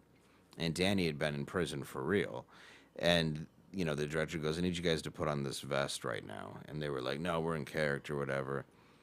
I'd be like, all right, Danny, can you explain to them why they need to wear the vest? He goes, if a riot breaks out, they'll shoot anybody who's not wearing this vest. And all the actors were like, oh, okay. You know, it's like sometimes you just have to be very blunt and be like, you're an actor. You're not really a Crip. Yeah. You know, and I think that's kind of sometimes what sets are missing, where it's like, this is an actor. You're an actor. You're not really in the Wild West. You're not. Yeah. You know, and they don't realize the danger that they're putting themselves in by doing stupid things. Yeah. And not listening. And it just sounds like they cut every corner, scrimped on everything, cheapest this, cheapest that. And I got to imagine Alec Baldwin's a real prick to work with. Oh, I mean, yeah. Every time we see him in public where he doesn't realize he's being filmed or being recorded, he's an asshole. Yes. You know, with his daughter, with his ex-wife. With anybody with a camera. Anyone with a camera, anyone in a parking spot in New York City. The guy's a fucking nightmare. Yeah. On an airplane. He's not afraid to blow his top, and everyone knows it. Yeah, I'm not even sure if he was aware what he was being written into on 30 Rock. Yeah. What's odd is he was a very, very excellent host of SNL. Yep. He definitely has comedic timing and chops. He's definitely an enjoyable actor, but he is a monster of a human being. Yeah. That's just the reality. He's never had a public appearance that has proven otherwise. I mean, that's why even Trey Parker and Matt Stone had the Film Actors Guild. Oh, my God, dude. Film Actors Guild. So FAG. Fag, of course. Hey, man, this has been so much fun. We've gone way longer than usual. I've probably kept you way too long. No, you're all good. Yeah. So any word on, I know people are going to ask me, are there supposed to be new episodes of Louder with Crowder coming up? Do you have any idea? As far as I know, they go to mugclubforever.com is where you go. You put in your email, and there's supposed to be some updates. Yeah. I know that right now with the issue that just happened online with the fight between them and the Daily Wire, he's laying a little low right now from what I can tell. Yeah. But I know that he does want to. He's obviously going to come back. Right. Is what I would say. But I honestly... No schedule yet. No. I have no idea when anything's coming back. Right on. And on that note, Enjoy your time off. dude, thank you so much. Do you want to plug the Muskegon show again? Yes. Coming up, what is it, the 11th, did you say? February 11th, Muskegon, Michigan, at the Fruenthal, I think. Yeah, we'll go with that. Fruenthal. Yeah, Event Center Theater. Sounds good. Me and Center Derek for the Performing Richards. Arts. Yes. Center for the I like. You should say it. You got, I saw Traverse City, Canton. Canton, Michigan, yeah. April 8th. Yeah. I'll be at the Canton Village Theater, and April 7th I'll be in Traverse City. Very cool. Yeah. Excellent. And you can go to davelandau.com for tour information. At Landau Dave, Landau, Dave on Twitter, Instagram, probably the same. I think if you're on Insta. Or... Dave.Landau on Instagram. Okay. Yeah. I know it's at Landau Dave on Twitter. Yes. Okay. With that, we'll call it a day. Thank you, buddy. Thank you. So good having you in, always. And let's do it again soon. Absolutely. All right, pal. All right, with that, everybody have a great day. We'll see you tomorrow.